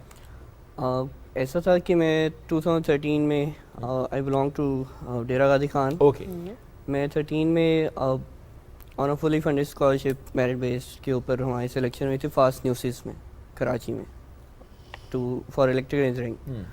तो वहाँ पे हमारा हॉस्टल था कराची में, गुलशन में। सही। तो एक बुज़ुर्ग थे 65 साल के, वो रात को 2 बजे उठे होते थे, हम भी कुछ स्टडी वगैरह कर रहे होते थे समटाइम्स, कभी कभी। तो वो रात को 2 बजे उठ के कभी 3rd फ्लोर पे जाते थे, फिर ग्राउंड फ्लोर पे आते थे। मैंने उनसे पूछा ये क्या करते हैं आप? कहें यार ये तुम जो 70 बच्चे बैठे हुए हैं यहाँ पे, इनकी पानी की ज़रूरत कैसे पूरी होगी? पानी इतने कम वक्त के लिए आता है, मोटर चलानी पड़ती है, खाली चले तो जल जाती है, फिर ऊपर जाएँ तो ओवरफ्लो होते रहते हैं। तो that was the turning point कि 65 साल का बंदा क्यों ये काम कर रहा है। वहाँ से मोटिवेट हुआ और मैंने कहा कि चलें इनका मसला सॉल्व करते हैं। फुली फंडेड स्कॉलरशिप पे डिग्री तो कर रहे हैं, लेकिन उसका आउटपुट जो है वो यहीं पे आना चाहिए, बजाय इसकी किसी बड़ी कंपनी में जाके कोई सर्व करें या। तो मैंने वहाँ से उस आइडिया को सर्च करना शुरू किया कि मार्केट में कोई सॉल्यूशंस हो तो मैं इनको प्रोवाइड कर दूँ। लेकिन कराची के मसले और पूरे पाकिस्तान के मसले, क्योंकि स्टैंडर्ड्स और कोड, बिल्डिंग कोड्स फॉलो नहीं होते, सप्लाई लाइन के प्रेशर के इश्यूज हैं, बहुत ज़्यादा मिसमैनेजमेंट के हैं, और पानी वैसे भी नहीं। तो वो एक प्रोडक्ट से या एक पर्टिकुलर सोल्यूशन से सॉल्व नहीं होते। ठीक है। हर घर के अलग मसले, हर इंडस्ट्री के, मतलब जैसे जैसे बात करते जाएंगे मसले बढ़ते आते हैं। फ्रॉम डैम टू टैप मसले ही मसले हैं। तो वहाँ से हमने स्टार्ट किया था एक प्रोडक्ट से कि वो मोटर्स को ऑटोमेट करता था, बेसिक। ठीक है। देन जैसे जैसे मसले बढ़ते गए, we started to work on कि भाई इसकी पूरी प्रोडक्ट लाइन के ऊपर काम किया हमने कि कोई भी मसला आप सोचेंगे, water, motors, tank, supply line, tankers से related, okay, any problem in the world, वो इस पूरी प्रोडक्ट लाइन से, और ये हमारा एक कम्प्लीटली मॉड्यूलर प्लेटफॉर्म है, तो इससे सॉल्व हो जाती है। तो जिस प्रोडक्ट का आप जिक्र कर रहे हैं ये वही प्रोडक्ट है जो आपके बिल्कुल राइट साइड पे रखी हुई है? ये उसका एक प्रोडक्ट है। अच्छा, इसमें डिफरेंट हमारे पास प्रोडक्ट्स हैं। बिल्कुल। अनसब जरा ये प्रोडक्ट भी हमारे व्यूअर्स को दिखाएगा ताकि हम कॉन्वर्सेशन को मज़ीद कंटिन्यू भी रखें। प्रोडक्ट लगाने से जिंदगी में आसानी कितनी आती है? सही है, ये सबसे बेसिक वर्जन है जो पाकिस्तान में हम डिप्लॉय करते हैं। इसमें ये होता है कि ये ऑटोमेट कर देते हैं टैंक्स और मोटर्स को। अच्छा, मैं ज़रा ये अगर आप मुझे दे दें, क्योंकि एक्चुअली कुछ ठीक है, एक्सप्लेन करते हैं। हाँ, चलें अनसब आप इसे एक्सप्लेन कर सकते हैं। सही। ये 2 स्विचेस हैं ऐसे ही। तो इसमें मोटर आप प्लग एंड प्ले लगा देते हैं, यहाँ से मोटर लगाई, इसमें साइड में सेंसर्स लग जाते हैं। इस सिस्टम को सब चीज़ें वो पता है जो आपने खुद करनी होती। ठीक है। तो हम उस साइड के मुताबिक एक को जो पता था वो इस मशीन को पता है भी। हाँ, और जो शुएब जो 2 सेंसर्स लगेंगे, क्योंकि एक मोटर को लगेगा और एक टंकी को लगेगा, वाटर टैंक को लगेगा, तो उन सेंसर्स के साथ ये 2 वायर्स प्लग होंगी। बिल्कुल ऐसे ही ये मोटर इसके ऊपर लग जाती है। ठीक है। जहाँ से मोटर आपने प्लग निकाला है वो वहाँ लग जाते हैं। ठीक है। It's 100% plug and play device. तो आपने सिर्फ हैंग करनी है और जहाँ पे मोटर लगी हुई थी वो इसके साथ कनेक्ट करना है। और जो आपने एक और वहाँ पे एक डिवाइस रखी हुई है वो क्या चीज़ है? वो भी इसी के साथ ही अटैच्ड होगी? ये अलग प्रोडक्ट है, और इसमें पर्टिकुलर जो टैंक का लेवल होता है कि आपने कब टैंकर बुलवाना है, when you need to call the Okay. Tanker वाला कितना टैंकी कितनी आपकी- खाली है ये Exactly. डिवाइस बताती है। अच्छा, ये- इस पे एक पावर लिखा हुआ है, एक वाईफाई लिखा हुआ है और यहाँ पे एक पैमाना है, तो इससे किस तरीके से हम लोगों को आइडिया होगा? इसमें ये सारे सिस्टम्स क्लाउड कनेक्टेड और मोबाइल ऐप पे आपको डाटा दे रहे होते हैं कि आपके टैंक में आपके मोटर्स का सिस्टम ऐसे ऐसे मैनेज हो रहे हैं Okay. ऑटोमेटिकली, ठीक है, और आपको इस तरीके से अपना पानी बचाना है। ओके, ओके, वैसे ऑटोमेटिकली अपना काम कर रहे हैं, ठीक है। लेकिन अल्टीमेटली जब आप टैंकर को कॉल करनी है, कराची में मोस्टली डीएचए में या ऐसे एरियाज में जहाँ पे टैंकर में आता है पानी, उन्हें यही नहीं पता ये कब बुलाना है, हाँ। कितना डाल के गया, किस तरीके से मेरे ऑटोमेट साथ करना तो है, और 2-3 वो दफा ऐसे costly- वाले मसले मसाइल हुए कि घर पानी पानी हो गया और हर और हम लोग कराची ऑफिस वाले में के होते साथ थे। ये ऐसे मसले ही। होते हैं। तो उसमें ये था कि हमारे पास इतने ज़्यादा प्रॉब्लम्स थी, तो हमने अलग अलग सॉल्यूशंस बना दिए, और पूरे पाकिस्तान में इवन के अब हमें इंडिया और यूएई से भी कॉल्स इंडिया से कॉल्स आ रही है? एग्जैक्टली। यानी इसका मतलब इंडिया में इस पर काम नहीं हुआ। इंडिया में काम हुए, अच्छा। लेकिन कुछ ऐसे इलाके होते हैं जहाँ पे उनकी आउटरीच नहीं होती, ओके, तो लोग हमें कॉल कर रहे हैं कि यार एग्जैक्ट हमें यही सॉल्यूशंस चाहिए, अच्छा। क्योंकि ये मॉड्यूलर प्रोडक्ट लाइन है तो स्केलेबल है। और इसमें ये हम समझ सकते हैं ना कि चूंकि आपकी वैरायटी है प्रोडक्ट्स की, क्योंकि पाकिस्तान में इट्स नॉट जस्ट यू सब बहुत से लोग और भी काम कर रहे हैं, कई सालों से इस पर काम हो रहा है, लेकिन स्टिल जैसा जरिया आप भी हम डिस्कस कर रहे हैं कि अभी भी लोगों को नहीं पता, हम नहीं स्टिल पता, वो मोटर खुद हाँ। ऑन कर रहे हैं, पानी जाया करें, लोगों को अब नहीं पता। मतलब हालांकि मुझे ये अभी devices पता चला है, मौजूद टू बी वेरी फ्रैंक। नहीं, इसमें कोई शक नहीं, लोगों को आगाही नहीं है। अब पानी ज़ाया करना या पानी का ज़ाया हो जाना, पानी की एक कीमत है, पानी वैसे भी हम देख रहे हैं कम होता चला जा रहा है, और ऐसे में पानी बचाना हमारी जिम्मेदारी भी है, और इसलिए ये डिवाइसेज या इस तरह की कोई भी डिवाइस, मैं ये नहीं कहूँगा इनकी डिवाइस, कोई भी डिवाइस आप इंस्टॉल करें, पानी को बचाना है। आप दूसरों से मुख्तलिफ कैसे हैं सब? ऐसा है कि हमारी जो जर्नी है काफ़ी डिफरेंट है। इस आइडिया से लेके यहाँ तक का जो सफ़र था, उसमें हमने तकरीबन 6.5 साल से ज़्यादा Okay. वर्किंग की है, just to get to this point कि हमारे पास वो राइट एक्सपीरियंस हो। ओके, इवन कि हमने मेरे जो अपना एक्सपीरियंस है वो इंडस्ट्रियल मॉनिटरिंग सिस्टम्स का है, प्रोडक्ट डेवलपमेंट का है, कि स्क्रैच से आपने स्केलेबल प्रोडक्ट बिल्कुल कैसे ठीक है। बनाने हैं, वो सारा जो एक्सपीरियंस है। देन उसके बाद जो प्रॉब्लम स्टेटमेंट होती है ना, कि टेक्नोलॉजी तो आप डेवलप कर सकते हैं, ये इनेबलर है, ठीक है, लेकिन कोर प्रॉब्लम्स कहाँ से पता चलेंगी। तो हमने उसके लिए तकरीबन 2.5 साल पहले यूनिवर्सिटी ऑफ यूटा की एक सर्टिफिकेशन थी, डिज़ाइनिंग ऑफ डिस्ट्रीब्यूशन लाइंस। अच्छा, तो हमें पता चला कि डैम लेवल से टैप लेवल तक जिस तरीके से भी आप डिज़ाइन करते हैं सिस्टम्स, और पाकिस्तान में कैसे सिस्टम डिज़ाइन होते हैं, तो उसकी बेसिस पे हमने टेक्नोलॉजी को इनेबल किया। तो हमें we know every problem from the dam level to tap level in every supply chain. तो उसकी वजह से वी आर डिफरेंट, और उस स्पेसिफिक एक्सपर्टीज़ के लिए, क्योंकि हमने शुरू से ही इसके ऊपर काम किया, ठीक और है। उसी के अच्छा, तो उमर रिलेटेड ये भी बताइए, सॉरी अनसब, हमारे पिछले गेस्ट उमर थे, अनसब ये भी बताइए कि अभी तक जो कराची वाले हैं उनके लिए अगर हम बात करें तो कितना पानी आप इस वक्त वहां पर बचा चुके हैं, जो हम कह सके कि अच्छा वहां पर इतना अच्छा काम हो गया है। इस्लामाबाद और लाहौर के लोगों को भी पता चलना चाहिए, मैं तो इसके बाद ना मेरे में हो रहा है कि मैं भी ये घर में लगवा लूँ। कितनी कॉस्ट आ जाती होगी इसके ऊपर? कॉस्ट जो है वो वेरी करती है रिक्वायरमेंट के मुताबिक, ठीक है। क्योंकि हर घर की मुश्किलात और उस नहीं, घर अगर का मुझे problem सिर्फ ये different करना है, है कि मुझे एक तो आपने मेरे उस सवाल का भी जवाब देना कि कितना पानी अभी पानी सिक्योर किया, दूसरा ये भी आपने मुझे बताना है कि मतलब यानी कि मैं बस सिंपल वाला कि मेरी अम्मी को भी ऊपर नीचे आना ना जाना ना पड़े ना, कि उनको पता चल जाए कि टैंकी में पानी कम है और इसमें मोटर चल जानी चाहिए, और जब टैंक फुल होगी तो वो बंद हो जाए।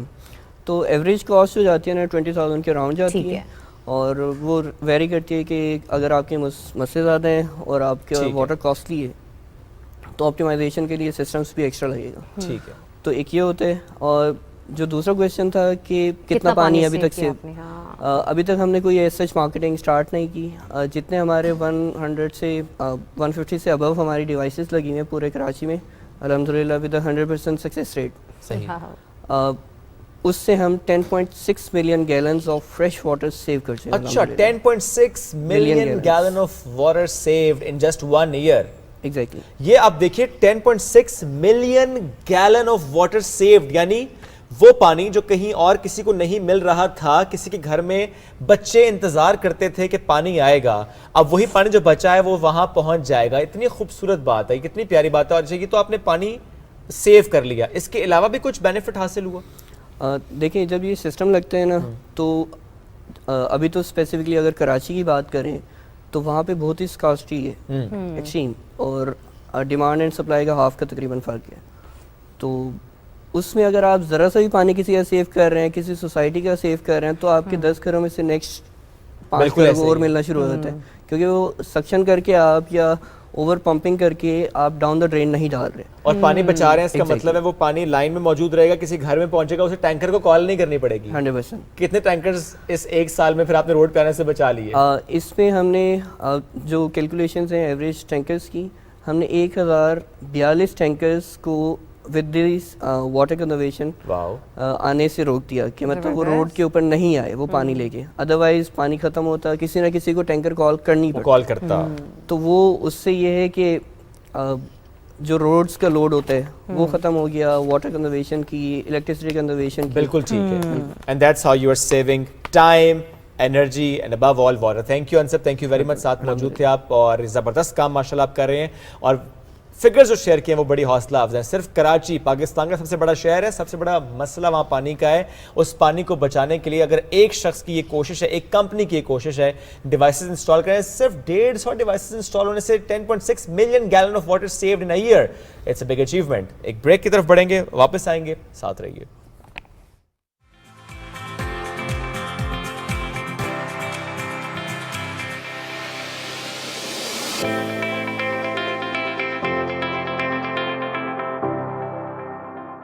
KASB K ट्रेड लाया इन्वेस्टमेंट की सहूलत तमाम पाकिस्तानियों के लिए।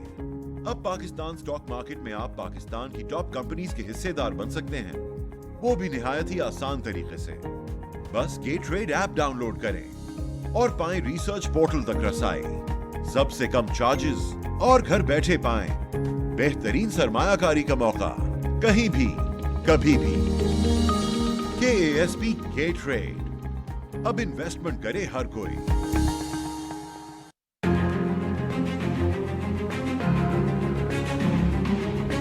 The Prophet lives in our hearts.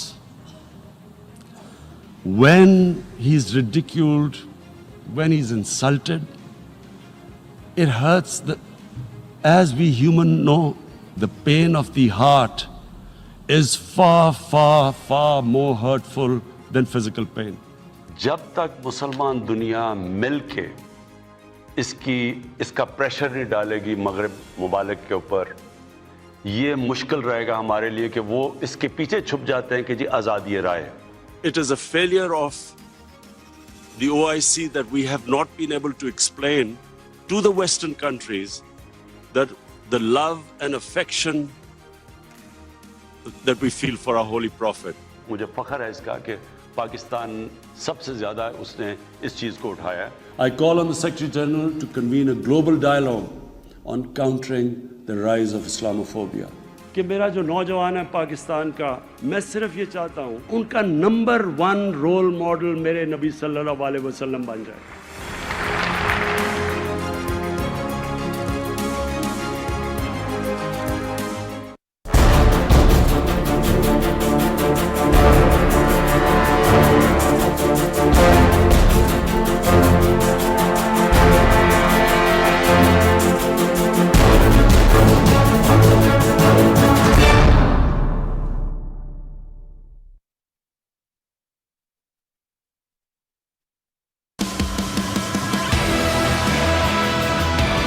खेलों की दुनिया अब आप देखेंगे एक नए अंदाज में।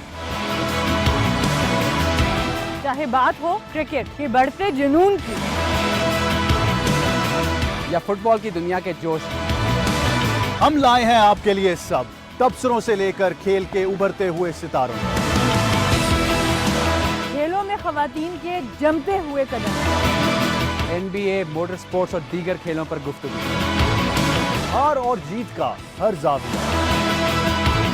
हम लेके आए हैं आपके लिए। देखते रहिए स्पोर्ट्स 360 सिर्फ PTV न्यूज पर।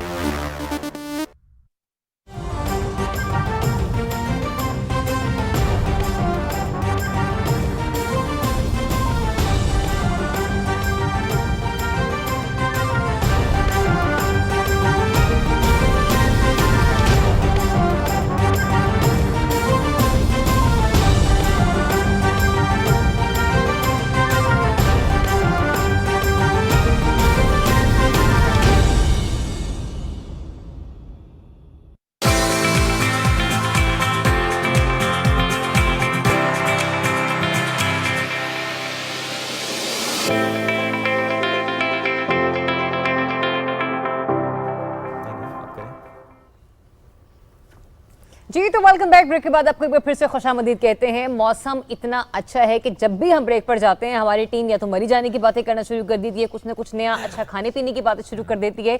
लेकिन इस मौसम को एंजॉय करने के लिए जहां पर पकवान बहुत ज़्यादा अहमियत रखते हैं, वहीं पर इस मौसम को मजीद खूबसूरत बनाने में सलमान भी बहुत अहमियत रखते हैं। सलमान भी बहुत अहमियत रखते हैं। अब हम किस सलमान की बात करें, हम आपको बता रहे हैं कि सलमान आदिल साहब हमारे साथ मौजूद हैं, जो बड़ी खूबसूरत बांसुरी बजाते हैं और Pakistan national council of the arts के प्लेटफॉर्म से ऐवान सदर में परफॉर्मेंस का मुजाहरा भी दिखा चुके हैं। इंग्लैंड हो, जापान हो, इंडिया हो, फ्रांस हो, हॉलैंड या बेल्जियम समेत दुनिया के मुख्तलिफ ममालिक का ये विजिट कर चुके हैं और वहां पर अपनी इस खूबसूरत परफॉर्मेंस से लोगों के दिल जीत चुके हैं। आज बने हैं सुबह पाकिस्तान के मेहमान, तो मिलवाते हैं आपको। अस्सलाम वालेकुम एंड वेरी गुड मॉर्निंग, कैसे हैं आप? वालेकुम अस्सलाम, मैं ठीक हूँ, शुक्र है अल्लाह का। इतने सारे ममालिक में आपने इतनी अच्छी अच्छी परफॉर्मेंसेस दिखाई है, बताइएगा लोगों का जो उनकी तरफ से जो तालियों की गूंज होती थी या उनके जो रिस्पॉन्स दाद समेटे थे आप, एक आर्टिस्ट का उस वक्त मोरल कितना हाई हो जाता है? बहुत ज़्यादा खुशी होती है ऐसे माशरे में जाके परफॉर्म करे जहाँ पे समझ ज़्यादा हो। अच्छा। एक तो ये चीज़ है और दूसरी ये चीज़ है कि पजीराई और अपने मुल्क को जाके रिप्रेजेंट करना, अपने मुल्क की शनाख्त को। असल में हम लोग एम्बेसडर होते हैं असल में, तो अपने मुल्क का जो अमन है उसको हम नुमायाँ करते हैं। ठीक है, दुनिया हमें देखती है और नज़र से, हम पता नहीं क्या क्या मतलब दिखाया जाता है, लेकिन अगर ये फ़नून लतीफ़ा है, वैसे तो लतीफ़ा ही है, लेकिन इसमें अगर फ़न डाल दिया जाए तो फिर ये फ़नून बन जाता है। लतीफ़ा क्यों कहा आपने? लोगों के लिए। अच्छा, ज़्यादातर तो लतीफ़ा समझा जा रहा है ना। ठीक है, तो इसको जितनी आपकी समझ डेवलप होगी आप इसको समझेंगे। यस, ठीक है। सलमान, तो अभी भी आपको लगता है कि पाकिस्तान में लोग जो हैं वो मतलब बांसुरी लवर्स तो हैं, मतलब मौसीकी को पसंद करने वाले, लेकिन क्या रुझान भी उस तरह से आपको नजर आता है?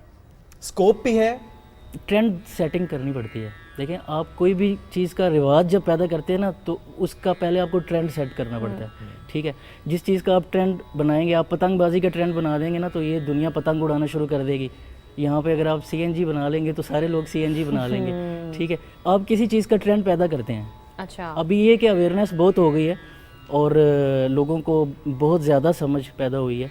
कुछ बाहर मुल्कों के प्रोग्राम देख देख के भी और प्रेजेंटेशन को देख देख के, तो इसका रिवाज पैदा हो गया है काफ़ी। ठीक है, तो अगर आपने एक अब सिलेक्ट की हुई है बांसुरी, एक तो ये कि टाइप्स क्या क्या हैं, ये बैम्बू स्टिक्स जो है, तो समझ टाइप्स भी बताइएगा। दूसरा ये कि ये जो आपने सिलेक्ट की, इसका कोई स्पेसिफिक नाम होता है? ये टेक्निकली तौर पे अगर मैं इस पे बात करूँ ना, तो ये अल्फ़ाबेट में अभी जैसे आप 1 2 3 कहते हैं। ठीक है, इसी तरह ABC है। ठीक है, और ABC हमारी फ्रीक्वेंसीज के साथ सेट होती है। ठीक है, मतलब एक फ्रीक्वेंसी को आप A कह लें, दूसरी फ्रीक्वेंसी को आप B कह लें। तो हर बांसुरी की डिफरेंट फ्रीक्वेंसी है जी। ओके, और हर फ्रीक्वेंसी के साथ हर बांसुरी डिफरेंट तरीके से मैच होती है और उसके बेस मिडल शार्प्स भी हैं। मतलब बेस मिडल शार्प्स मीन यानी कि बेस से मुराद बड़ी फ्लूट, मिडल से मुराद दरमियान वाली फ्लूट और शार्प से मुराद बिल्कुल पिकलो जो छोटी फ्लूट्स होती हैं। ओके, तो अब ये मूड्स के हिसाब से इनके फ्लेवर चेंज होते हैं। और जो हमारे अंजुमन साहिबा के दौर में बांसुरी हाथ में पकड़ के खेतों में होता था एक पूरा माहौल, वो वाली बांसुरी कौन सी होती थी? बांसुरी वो यही थी, लेकिन वो बात ये है कि उसके साथ घुंघरू लगे होते थे। अच्छा, फिर एडवांसमेंट आती गई, बांसुरी मुख्तलिफ सितारे मोती लगे हुए थे।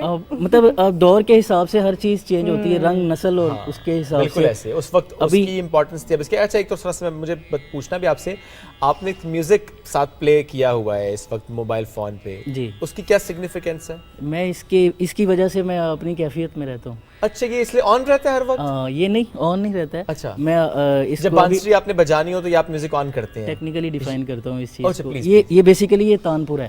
ठीक है, अच्छा। जब बड़े गायक जब बैठते थे परफॉर्म करते थे ना, तो अब बड़ा सा आपने देखा होगा पीछे वो सितार की तरह से इस तरह से बंदा एक लेके बैठा होता था। ठीक है, अभी वो चीज़ डिजिटल के तौर पे समझे, वो बंदा जो है वो यहाँ बैठा हुआ है। हाँ, वो बंदे नहीं सारा काम किया हुआ है ना। क्या बात है। तो प्लीज अगर एक ट्रैक से हम अब स्टार्ट करें। जी, मैं आपको एक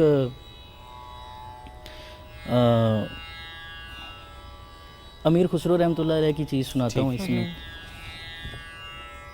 दरबारी आपने स्केल सुना होगा। जी जी जी।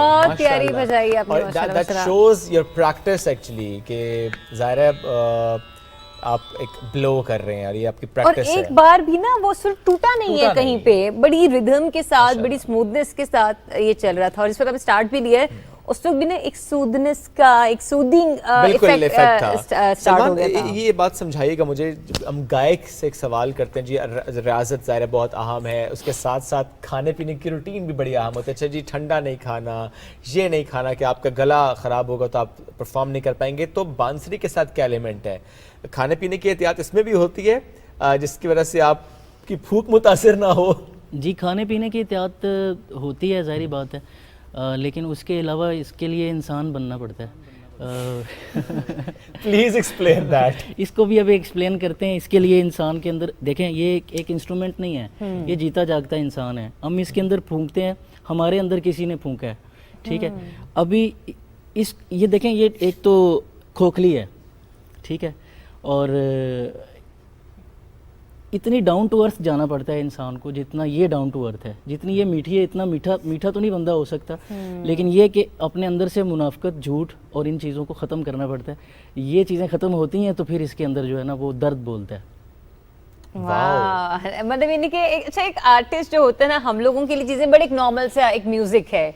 आप लोग जो है मतलब हाँ, इसको प्रॉपर समझ के, इसकी फील के अंदर उतर के, फिर उसके बाद हाँ समझ के आप फिर एक सुर जो है वो निकालते हैं, वो एक नई पहचान बनता है। तो कितने टाइम से सलमान आप ये कर रहे हैं? यानी कहने का मकसद ये, सॉरी मेरी बात अभी खत्म नहीं हुई थी, कि आप कहते हैं कि फलानी चीज़ से आप परहेज़ करें, ठीक है, ये बीमारी लग जाएगी आपको, ये चीज़ है फलानी चीज़ से, उससे बेहतर परहेजगारी, वो बेहतर हो जाए तो उससे सारे मामला दुरुस्त हो जाते हैं। आप अभी क्या फरमा रही थी, मैं उसका जवाब मैं यही जानना चाह रही हूँ कि कितने टाइम से आप जो है ये बांसुरी बजा रहे हैं? मुझे अरसा 20 साल हो गया। अच्छा, ठीक है। और इसके अंदर मैंने पाकिस्तान से बाहर बहुत सारे लोगों बहुत मुल्कों में परफॉर्म किया है, पाकिस्तान के कल्चर को प्रेजेंट किया है, और मैंने बहुत बड़े बड़े आर्टिस्टों के साथ परफॉर्म किया है। और अभी भी जो है मैं जो है ना मुख्तलिफ़ कॉन्सर्ट्स में, रिकॉर्डिंग्स में, स्टूडियोज़ में इसको लाइव प्ले करता हूँ। तो बड़ा ये मेरे हिसाब से ये कि एक ऐसी फील्ड है कि जिसके अंदर जो है, जिसका मुझे शौक़ था, मैं उसी चीज़ के अंदर आया। बिल्कुल, और जब आप अपने पैशन को सर्व करते हैं तो एक नई ही नहिज पे पहुंचते हैं। Because we have a last minute और यू कैन से 2 मिनट्स, तो आप, मैं चाहूँगा आप खुद से सिलेक्ट करें कोई बांसुरी, और अगर फास्ट पेस हो तो क्या बात। हाँ, मुझे तो वो आप जब आए ना, मेरे तो माइंड में बस वही चल रहा है, वो खेतों में हमारे खेत याद आ रहे थे हाँ, आपको? खेत याद आ रहे थे, ठीक है, और सुल्तान राही वाला वो, मतलब एक वो सब कुछ चल रहा है। अगर कुछ उस टाइप का कुछ हो जाए। अच्छा जी, हाँ ठीक है, मैं आपको हीर रांझा सुना देता हूँ। फिर मसला ये है क्योंकि ये मंसूब जो हो गई है हीर रांझा से, बिल्कुल, तो फिर इसमें इसके बगैर तो फिर बिल्कुल ठीक है जी।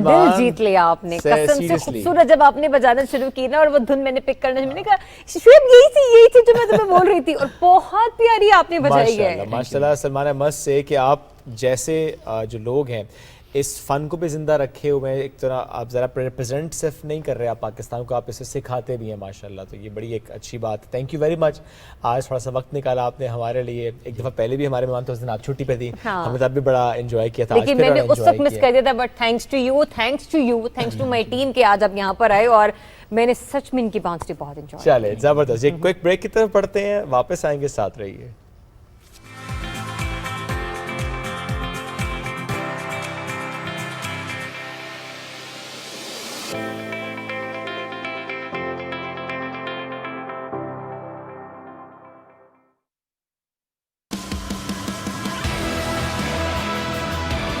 खेलों की दुनिया अब आप देखेंगे एक नए अंदाज में। चाहे बात हो क्रिकेट के बढ़ते जुनून की या फुटबॉल की दुनिया के जोश की, हम लाए हैं आपके लिए सब, तबसरों से लेकर खेल के उभरते हुए सितारों,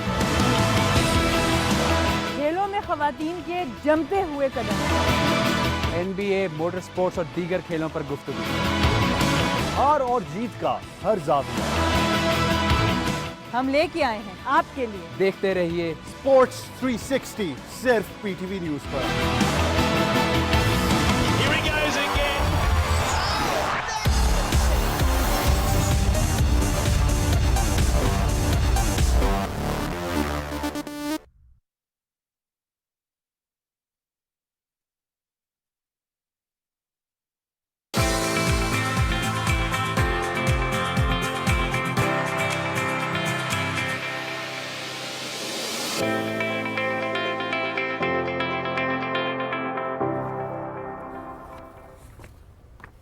वेलकम बैक। ये सुबह बड़ी महक रही है क्योंकि शख्सियत ऐसी आज हमारी मेहमान बनी है। सेलिब्रिटी लाउंज में आपको कहेंगे खुशामदीद।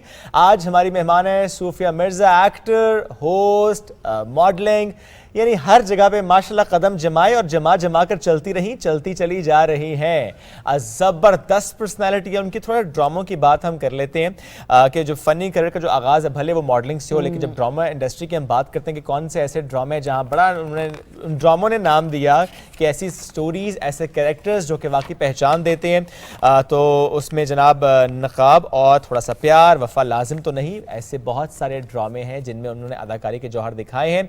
इसके अलावा जिस पर मैं कहूँगा कि मैं ज़्यादा फोकस करता रहा वो है रमज़ान ट्रांसमिशन। वो चाहे PTV की रमज़ान ट्रांसमिशन हो, चाहे निजी इदारे की ट्रांसमिशन हो, चूँकि मैं खुद उस इदारे में रहा हूँ तो इसलिए मैं ज़्यादा इनको फॉलो करता रहा हूँ। तो सूफिया मिर्ज़ा को हम ज़रा वेलकम करते हैं। Good morning. Good morning. कैसी हैं आप?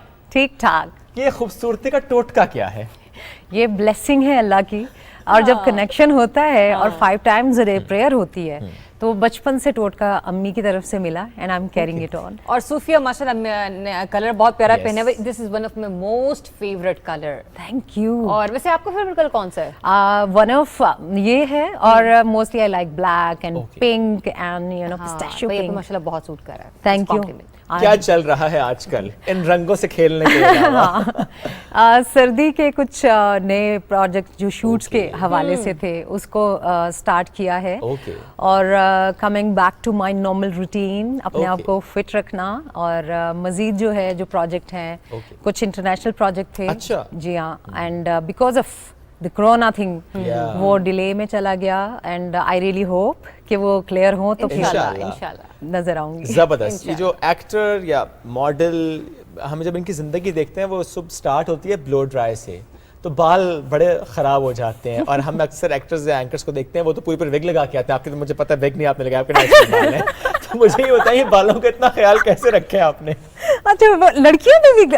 अच्छा हाँ, एक्सटेंशंस। अच्छा, एक्सटेंशंस कहते तो ज्यादा एक्सेप्टेबल था मेरे लिए। लेकिन विग कहना है ना, लोग लगा लेते हैं ना वो पूरे अपने बाल। आई नो पूरा टॉप लगा। मैं तो खुद ढूंढ रहा हूँ, मुझे भी मिल जाए, मैं लगा लूँ, बाल बचा लूँ, गिर बहुत रहे हैं। और वो मिल रही है नेचुरल हेयर की। Yes, but actually these are like अपने मैं वही तो कह रहा हूँ कि आप जरा ब्लोटर से स्टार जिंदगी होती है, सुबह का आगाज होता है, तो आपने कैसे बालों को इतना प्रोटेक्ट किया है? I take care of myself, I eat healthy. क्या दादी का टोटका है कोई? हाँ मैं वो टोट के अपने ना सोशल मीडिया पे लगाती रहती हूँ। yes. So, बालों के लिए अगर suppose if you interested oiling करें लाजमी और उसके बाद चाहे 15 मिनट करें, आप जस्ट वॉश इट ऑफ। अच्छा, मेरे साथ तो मसला ये सोफिया, मैं ऑयलिंग से भागती इसलिए हूँ क्योंकि मुझसे ऑयल निकलता ही नहीं है सर से। हाँ सी, अच्छे तरह धोती नहीं है आप। नहीं मतलब वो वाले बच्चे नहीं होते जो 3-3 दफा शैम्पू कर लेंगे, ठीक है, लेकिन फिर भी नहीं निकलेगा, हल्के हल्के से ऑयल रह जाए। तो अब तो मैंने तो सोल्यूशन ये निकाला है कि जब भी मैं वीकली करती हूँ ना ऑयलिंग, मैं सैलून जाती हूँ और मैंने ये किया उनके साथ ना कि मैंने आना और आपने मेरा wash. You should have that oil जो आपकी स्कैल्प अगर ऑयली है तो फिर ऑयली स्कैल्प क्यों यूज, उसको ऑयल क्यों यूज कर रहे हो? You should go for coconut, मुफ्त का टोटका। नहीं लेकिन देखो मेरा मसला, मैं कोई भी ऑयल, मेथिक ऑयल यूज कर लूं या कोई डिफरेंट ऑयल का मिक्सचर यूज कर लूं, सरसों का कर लूं, मुझसे निकलता नहीं है। आई स्वेयर, ये अब मुश्किल, ये बहुत चिंता में आ गई बात। ये ज्यादा मुश्किल, आप तेल लगाना बंद करें। अच्छा सूफिया, मुझे बताएं सबसे ज्यादा मजा किस वक्त आया? एक्टिंग में आया, किसी स्पेसिफिक प्रोजेक्ट में आया, रमजान ट्रांसमिशन में आया, पीटीवी में आया, प्राइवेट इदारे में आया, मॉडलिंग में आया, कहाँ पर आया? फंसा रहे हैं आप। But honestly I loved working with the निजी इदारा। Okay. That was the one which gave me जो फेम दी। आप नाम ले सकती हैं, आप नाम ले सकती हैं। बोल दूं? हाँ, बिल्कुल ले सकती हैं। हाँ, समा के मेहमान जो शो था, चूंकि इससे पहले भी बहुत किए बाकी चैनल्स में, लेकिन that was the one जिसने मुझे एज एन एंकर पहचान दी कि आप पढ़े लिखे हैं, आप पढ़े लिखे लोगों को इंटरव्यू करते हैं। सो उसने मुझे बहुत पहचान दी। उसके अलावा एक्टिंग बहुत, आई लव एक्टिंग। मेरे अंदर कीड़ा है एक्टिंग का, मुझे लगता है। हालांकि खानदान में कोई भी ऐसा बंदा नहीं है जो शोबिज़ में हो। So Niqab, Gulbashra was one of my favourite. फिर यही रुक जाते हैं, गुलबशरा के क्लिप दिखाते हैं। चले जी, गुलबशरा के क्लिप दिखाएं, फिर इस पर बात करते हैं। चले जी, टीम गुलबशरा का क्लिप तब तक रेडी करती है और तब तक हम आपसे जरा जानते हैं कि गुलबशरा और निकाब आपने जिक्र किया। निकाब, गुलबशरा, और ये वो दो ड्रामाज हैं जिसके अंदर मैंने entirely different कैरेक्टर किया। निकाब वाज लाइक ऑल टुगेदर एक बड़ी चालाक सी लड़की जो दिखने में बड़ी मासूम है बट है बहुत तेज। और गुलबशरा का विजुअल हम इस वक्त दिखा भी रहे हैं जनाब, अ ट्रू लव स्टोरी। अच्छा जी, गुलबशरा में कैरेक्टर क्या था सूफिया? अफगानियन प्रिंसेस थी। What a lovely dress you are wearing. या इट वाज पीटीवी का प्रोजेक्ट। यस, पीटीवी का ये and I was nominated PTV की best actress, but Lux award भी मिला। एंड आई डिडंट नो कि मैं इतनी अच्छी एक्ट्रेस हूं। वो अवार्ड मिलने के बाद पता चला जाता तो फिर मालूम सबको हो जाता है अपने समेत के अच्छा काम किया है। अच्छा, इसमें ना हमारे पाकिस्तानी जो अवाम है इस किस्म के कंटेंट के साथ अगर ड्रामास बन रहे हैं तो उनको बड़ा लाइक करते हैं। और आपने तो उस जमाने में जब ये गुलबशरा की है तो बहुत ज्यादा लोगों ने पसंद किया होगा। अब जिसने सिरतुल गाजी और हलीमा सुल्तान की जैसे कैरेक्टर्स, कौसम सुल्तान जैसे कैरेक्टर्स बड़े पसंद किए जाते हैं। आप तो हमारी माजी की हलीमा सुल्तान रही हैं। Exactly, and that was my initial project of my career when I joined. उसके बाद फिर लगातार बेइंतहा प्रोजेक्ट्स थे, बीच में गैप आया, एंड देन रिसेंटली जो निकाब है और थोड़ा सा प्यार और वफा लाजिम तो नहीं, Dushmani Jaan, these are the recent projects. So ये जब मैंने किए तो आप बिलीव करें कि जब मैं अपना प्रोजेक्ट देखती हूँ ना, ये दूसरे गुलबशरा टाइप, मैंने इसको बड़ा लाइट लिया हुआ था। अच्छा। And I was doing modelling और मुझे सज्जाद साहब ने कहा कि कॉल आई और मुझे कह रहे हैं कि Sofia Mirza you have to do this project. अच्छा, आपको क्या लगा वो जब कॉल आई? वो कॉल इसलिए आई कि अच्छा यू आर टैलेंटेड, है कॉल इसलिए आई कि आप इतनी खूबसूरत, इतनी प्यारी हैं कि आप उस कैरेक्टर के लिए मौजूद तरीन शख्सियत हैं। अच्छा, दूसरे वाला कमेंट मैं रिजर्व रखूंगी, वो ज्यादा ही तोता चश्म, वो क्या कहते हैं, सेल्फ प्रेजिंग। हाँ शायद। लेकिन I was like quite prominent model, top models में वेरी सून। तो सजाद साहब ने जब कॉल की तो उन्होंने कहा सोफिया मिर्ज़ा मैंने ये प्रोजेक्ट किया है, and PTV like I was 12 days निकालना for a project for me was difficult. तो I said sir not possible. उन्होंने कहा मैं धुआं का डायरेक्टर हूँ, एंड सिंस चाइल्डहुड हमने धुआं देखा हुआ है। धुआं था, और धुआं चूंकि बहुत बचपन में देखा था, ये था 2008-9 का प्रोजेक्ट। तो मुझे ये था कि धुआं के producer, it was like very interesting. तो I said sir I will have to take out time. He said you mark my word, ये project is going to be milestone of your career. Oh my God. And believe you me that of course बाकी भी nomination, but this was the one जो amazing था। और मुझे बहुत appreciation मिली। अब भी जो पेशावर या इस तरह के इस्लामाबाद के लोग पहचान यही है, कैरेक्टर पहचान। वो देखो गुलबशरा आ गया, क्यूट। या जबरदस्त। that is still there. So I am thankful to Sajjad sir for doing this. जबरदस्त। अच्छा, इतने कैरेक्टर्स ज़ाहिर है आपने माशाल्लाह किए, एक रियल लाइफ कैरेक्टर जो आपका है एज अ मदर, वो कैरेक्टर कैसा है? मदर, लोग कहते हैं कि I am good mother, which I really love my children for of course इस वजह से। और दूसरा ये है कि एक मैटर जो मुझे बड़ा it's close to my heart is about recovering of my manners. और मेरी बच्चियां जो हैं इलीगल मेरे एक्स हस्बैंड ले गए उनके नाम बदल के, सो नाउ सुप्रीम कोर्ट में उसको टेकअप किया गया। ट्रॉमा था जिससे आप गुजरी, आई मस्ट से बहुत बड़ा, and still going through. I really pray कि अब सुप्रीम कोर्ट ने इसका एक्शन लिया है, and I hope I get my daughters back soon. अच्छा, इसमें ऐसा है कि ना मतलब हमारी इंडस्ट्री में बहुत सारी ऐसी हमारी ख़वातीन मॉडल्स हैं, यही कह लीजिए कि सेलिब्रिटीज़ हैं, कि एक ऐसा मामला, हमने तो जो करना है ना वो स्क्रीन पर जाकर नज़र आना है, ऑन एयर नज़र आना है। आप एक ट्रॉमा से गुजर रहे हो, साथ आपके कुछ प्रोजेक्ट्स भी चल रहे हैं, तो एक सेलिब्रिटी के लिए या एक ऑन एयर आने वाली पर्सनैलिटी के लिए वो चीज़ कितनी मुश्किल हो जाती है? इट्स ऑल अबाउट कि आपको एक लिबादा पहनना पड़ता है। And I am more of myself is कि I don't show off my tears to everyone, even to अम्मी as well, अल्लाह जी नसीब करे। तो ये है कि मुझे अच्छा लगता है कि मैं खुद की ट्रबल्स को खुद से संभालूं, कंपोज्ड रखूं और दिखाऊं भी कि I am composed, strong. And I want, मेरा कनेक्शन अल्लाह से है, सो आई बिलीव इन कि जो मेरा है वो मैंने उस ज़ात से डिस्कस करना है, so that keeps me going. But मैं फिर भी सोफिया पूछूंगा, जिस तरह आपने कहा ना you are hoping to have your daughters back, भले आप इस वक्त मुस्कुरा रही हो, आंखें नम है ना, और हो जाती हैं, और दिन में कितनी ही बार होती होंगी? each moment there is no moment, and if I was like shows में कर रही हूँ या ड्रामास कर रही हूँ, मुझे हंसना होता है। एंड उसके अंदर मैंने लाइव शो भी समा के लिए किए थे, ईद के, जो बड़ी कास्ट के साथ थे, and I was in a very deep I remember that time. So वो भी I just did it. So I believe कि हर औरत और मर्द और हर इंसान को इतना अपने आप पे और अपनी खुदा की ज़ात पे भरोसा होना चाहिए। And I really don't want to show my tears to others. It's good thing I must say कि ज़ाहिर है वो आप अपने अपनों के सामने वो खुलेंगी। Very closest. Very closest. What a lovely word you've used. कि सबके सामने नहीं, क्योंकि हर हाथ मिलाने वाला तो दोस्त नहीं होता, तो आपकी अपना एक जोन है, अपनी एक स्पेस है, वहीं पर आप अपने ये इमोशंस को शेयर करती हैं। अच्छा सूफिया, मुझे ये बताएं कि अगर मैं पूछूं डिफाइन लव, मोहब्बत क्या है? लव, इट्स बेसिक, इसका डेफिनेशन तो सैक्रिफाइस है। So this is the only thing, as husband, as wife, as children, as daughter, as mother, everything you have to sacrifice for some time, like kisi wajah se. So it's just like that. And sometimes you have to sacrifice for your passion as well. Everything. It's just sacrificing your wishes and desires. और बाज़ वक़्त आपका passion ही आपकी मोहब्बत होती है, मतलब ये नहीं कि आप हैं, हम हैं, अगर आपने स्क्रीन पर आना है आपको बहुत सारी चीज़ों का ख्याल रखना पड़ेगा, बहुत सारी ख्वाहिशात को आपको मारना पड़ेगा, बहुत सारी चीज़ें ऐसी हैं कि जहाँ पर आपके शूट्स प्लान हुए हैं लेकिन फैमिली में कोई ना कोई इवेंट आ गया, नहीं, लेकिन आपको उस शूट की इंपॉर्टेंस का अंदाज़ा है कि फ्यूचर में मुझे कितना अच्छा बैकअप देगा, आपको बाज़ वक़्त वो फैमिली फंक्शंस भी जो है ना वो करना पड़ता है। अच्छा, मेरे प्रोड्यूसर क्या कह रहे हैं, जरा आपकी तरह खाना भी छोड़ना पड़ता है। डेफिनेटली आप छोड़ना पड़ता है। ये मैंने अभी रिसेंटली शूट किया है, and of course I am taking care of it, and बिल्कुल ठीक कह रहे हैं।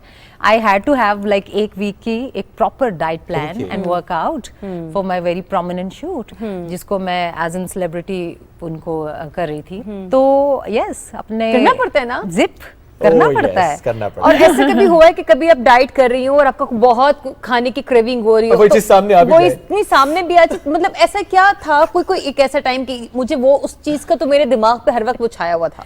I just love cheese और I love like मुझे वेजीज बहुत अच्छे लगते हैं। अच्छा, so sometimes ये होता है कि आपका दिल कर रहा होता है कि मेल्टिंग चीज की कोई चीज़ी बाइट, उफ ये चीज हो जाए और आप बैठे हुए हैं डाइट पे, प्रॉपर डाइट पे, सीरियसली, और मुझे ख्वाब में चीज आ रही होती है और मुंह में पानी भी आ रहा होता है। इनके साथ नहीं, लोग विरसा कवर करने के लिए और सब स्ट्रिक्ट डाइट पर, ठीक है, ये लोग मेरे सामने चपली कबाब खा रहे हैं, सोफिया हम काबुली पुलाव खा रहे हैं, इतना मजे की खाने, मकई की रोटी सरसों का साग खाया इन्होंने। I love it. क्या पता उसकी वजह से ज्यादा कैलोरीज बर्न हो जाएं। नहीं, इतना कोई अजीम टोटका नहीं है कि उसकी वजह से खाई और कैलोरीज बर्न आपको हम बर्न जला करनी रहे थे पड़ती ना है इसको ताकि calories उसकी जलन से।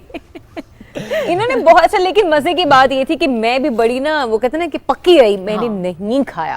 अरे वाह, इस पे तो अवार्ड होना पक्की चाहिए। बहुत है ये। अवार्ड मिलना चाहिए आपको, बीइंग फुल विल पावर के साथ आपने। हम सब ने साग कहा और खा सब। लो, नवाले बना बना के यहाँ तक लेकर गए, लेकिन बाजी मोहब्बत ने यहाँ मुंह ना तक आई। खोला। बहन आप सलाम है आपकी अजमत को ना। नहीं यार लेकिन ये बहुत जैसे आप है ना फूड लवर्स हैं, मैं हूँ फूड लवर हूँ, हम लोगों के लिए डाइटिंग ना जिंदगी मौत का मसला है। उफ, उफ, उफ। अच्छा आई एम जस्ट ओके वाला lover, I can diet on. अच्छा मैं प्रोटीन वाला बंदा भी नहीं हूँ। अच्छा वेजीज पसंद है, जबरदस्त। वैसे देसी खानों में क्या पसंद है सुफिया? हाँ वही साग और मकई की रोटी विद मक्खन। हाय, मक्खन इज गुड फॉर हेल्थ, पता है आपको, बिल्कुल ऐसे इट्स वेरी गुड। अच्छा जी, उसके अलावा जब कभी दिल करता है कढ़ाई का, कोई व्हाइट सॉस की कढ़ाई होती है वो, दाल, आई लव दाल, वो येलो कलर की दाल। मतलब कुकिंग से कोई लगाव नहीं येलो है। दाल का नाम क्या होता है? येलो कलर की। नहीं, नाम क्या होता है? आप बताएं ऑप्शन ऑप्शन। देते हैं आपको। मसर की दाल, मसूर की दाल, मूंग की दाल। मसूर दाल, मूंग की दाल येलो अच्छा, कलर मूंग भी और मसूर भी नहीं, मिक्स येलो बनाते हैं ना, कलर वो की रेड एंड येलो को मिक्स करके भी बनाते हैं, बनती येलो वो ही भी है। येलो है। हाँ, बनती फिर येलो वही ही है। अच्छा अब आज हम आपको कलर्स डिफाइन के, चने की दाल वो भी येलो बनती वो है। मुझे पता है यार। अच्छा वो वाली पता है, ठीक है। अच्छा बस ये फिर मूंग मसूर की बात कर रही हैं, वो जो मिक्स होके वो बनती एक है। और येलो है, वो जो येलो कलर की। माश की तो नहीं है? नहीं माश वो भी येलो ही होती है। मेरा ख्याल है यहाँ से हम एक फ्री दिन होकर हम चलते न्यूट्रिशनिस्ट हैं और मुख्तलिफ दालों के साथ पराठे खाते किसी ताकि किराने की refine हो दुकान पे जाए। नहीं लेके चलते हैं। नहीं, खानी भी तो है ना, पकी भी दाल लेकर आएंगे, क्यों किराने की शॉप पे लेकर जाए। सी ही सो काइंड। मेरा ख्याल है आपके साथ आज हम चलते हैं मरी, एक दाल मौसम दलिया बन enjoy जाएगा। होगा, बर्फबारी और साथ ही दालें खाएंगे ढेर है ना? सारी। ये ये प्लान अच्छा रहेगा। Very nice. आप तो नहीं खाएंगी दालें? अच्छा she is like protein person. नहीं, not even a kind of गोश्तखोर। मैं सब कुछ, मतलब मैं टिंडे भी खा लूंगी, लौकी भी खा लूंगी, करेले भी खा लूंगी, हर तरह का फूड, बट विद चिकन और मटन। हाँ, थोड़ी सी दाल है, उसी के अंदर उसी के साथ नहीं, 1 किलो चिकन और 1 किलो मटन। ऐसा सही है कुछ नहीं, कुछ नहीं। कोई ऐसा, चलो वापस आप कैरेक्टर्स पे आते हैं सुफिया, कोई ऐसा कैरेक्टर जो आपने किसी को करते देखा रिसेंटली, किसी नए चेहरे को, नए एक्टर को, और आपने सोचा हो अच्छा मुझे करना चाहिए था ये, या मुझे कैरेक्टर इतना पसंद है कि मुझे मौका मिलता तो मैं ज़्यादा बेहतर कर लेती? मैंने ऑलमोस्ट सारे ही कैरेक्टर अभी कर रही हूँ, और इट्स ऑल अबाउट, मैंने अपने सीनियर्स को देखा, और मुझे सबसे बड़ी बात, एक तो कैरेक्टर्स का मुझे वो नहीं है कि मैंने शायद नहीं किया, नेगेटिव, पॉजिटिव, ऐसे वैसे जो भी होते हैं इंटरेस्टिंग कैरेक्टर सब किए, but the most important thing of my life is when I met with the seniors and when I worked with them. So वो जब उनके साथ काम किया तो बड़ा अच्छा लगा। और मेरी अम्मी ने मुझे कहा था कि आपने अपने बड़ों की इज्जत करनी है, सो आप जिससे सीखते हो वो आपका टीचर है। My mother was an educationist, तो उस पॉइंट पे जो था मैंने अपने सीनियर्स को सीखा, इज्जत की, और अब जो मेरे से जूनियर्स हैं, I believe they been nice, okay, but I think everybody has to be respectful to everyone. अच्छा इसमें मुझे सिर्फ टाइम बड़ा मुख्तसर है, लेकिन मैं आपसे कमेंट लेना चाह रही हूँ। अभी तो हमारे यहाँ माशाल्लाह बहुत सारी ऐसी वर्सटाइल एक्ट्रेसेस आई हैं, लेकिन कहीं ना कहीं आपको लगता है कि इनको नाम बहुत ज़्यादा मिले, लेकिन फिर भी इस दौड़ में अगर वो भी शामिल हो जाएं, मतलब इन्हीं के जैसे कि हमारे पास आयजा हैं और हीरा मानी हैं, इसके अलावा काफी पुरानी है, नहीं मतलब यानी कि बड़ी एक हाइप क्रिएट हुई है ना, बहुत ज्यादा ड्रामा कर रही हैं, प्रोमिनेंट है, एग्जैक्टली। लेकिन आपको ऐसा लगता है कि नहीं प्रोमिनेंट वो भी पर्सनैलिटी है, लेकिन वो आगे नहीं आ रही, आपको ऐसी कौन सी लगता है कि जो ड्रामास कम कर रही हैं? That they do have a potential, but उनको या मौका नहीं मिल रहा है, वो ड्रामे कम करेंगे, या वो उनको ड्रामे का स्क्रिप्ट पसंद नहीं आ रहा। आई थिंक जो mostly, I can't say anything because मैंने जब काम, हम तो नाम निकलवाएंगे। एक्टिंग जब मैंने शुरू की तो मैं भी कोई बहुत बड़ी एक्ट्रेस नहीं थी, so I can not speak on others behalf. लेकिन ये है कि मुझे कुछ नाम याद नहीं है, सब अपनी अपनी जगह पे अच्छा जो कैरेक्टर रोल कर रहे हैं, मेरा ख्याल, हाँ, the ones who are doing character roles and the seniors, they deserve the best. Zabardast. Because I worked with seniors and the way they rehearse, I love the way they rehearse.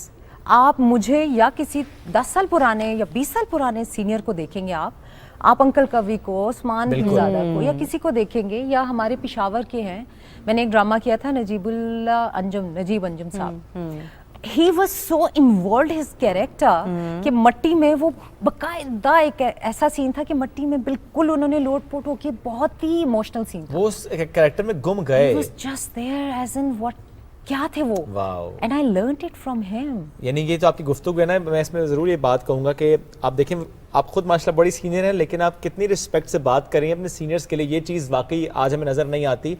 2-4 ड्रामे कर लिए, अपने आप को senior समझते हैं, तो आपने बड़ी प्यारी बात की, सीनियर से सीखना, रिस्पेक्ट करना। Thank you Sophia, thank you very much. वक्त बड़ा कम था, वरना और गपशप आपसे लगती और तंग आप करते, लेकिन किसी और दिन। Thank you very much. वक्त हो गया ख़त्म, मुलाकात कल करेंगे नए मेहमानों के साथ। बहुत सा ख्याल रखिए, अल्लाह हाफ़िज़।